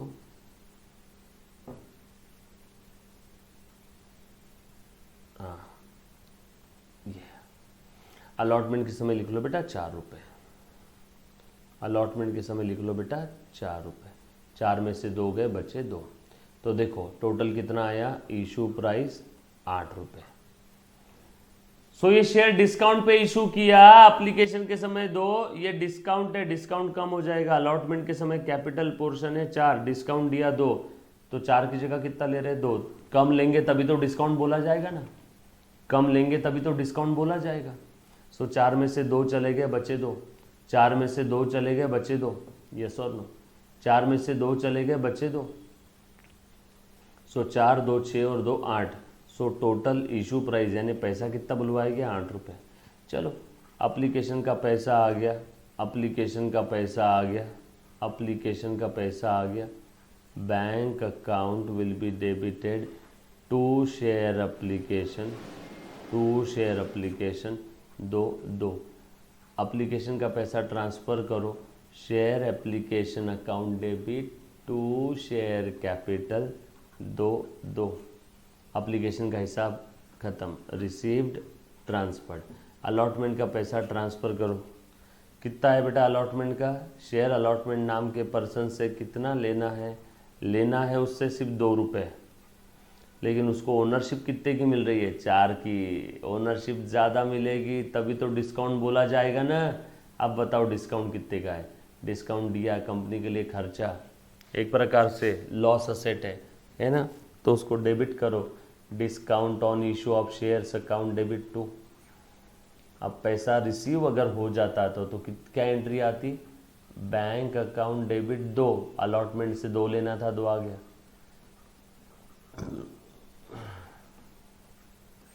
टू शेयर अलॉटमेंट 2, लेकिन अलॉटमेंट का पैसा ही नहीं आया समझो, और कॉल का भी पैसा कॉल हमने कर दिया और वो भी नहीं आया। Share call account debit to share capital 4 4, call का भी पैसा नहीं आया। अगर आ जाता तो क्या एंट्री होती, बैंक टू शेयर कॉल।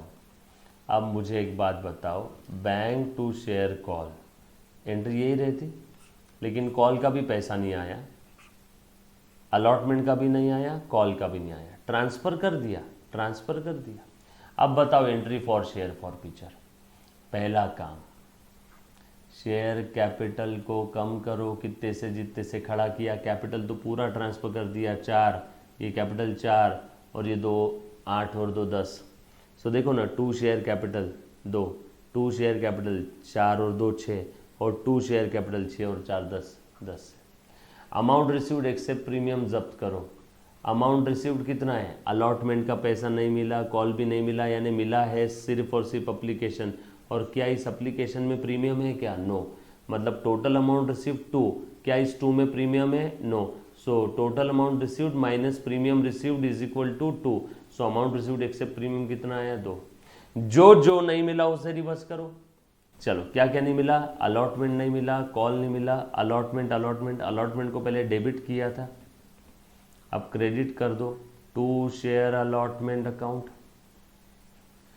उसके बाद डिस्काउंट भी नहीं मिला, डिस्काउंट तो वैसे भी मिलता ही नहीं है, जो मिल गया उसे डिस्काउंट थोड़ी बोलेंगे।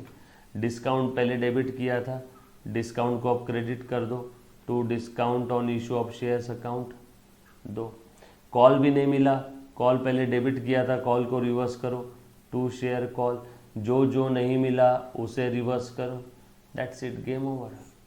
पहला सेंटेंस, दूसरा सेंटेंस, और जो नहीं मिला उसे रिवर्स करो, तीसरा सेंटेंस। ये है entry for share for future. So case कोई भी रहने दो, है ना, एंट्रीज आपकी आराम से आएगी। केस कोई भी रहने दो, आपकी एंट्री आराम से आएगी बेटा, यस और नो, पक्की बात। यहाँ तक किसी बच्चे को कोई डाउट है तो पूछो बेटा एक बार। डन, सिंपल है, क्लियर है मुन्ना, पक्का।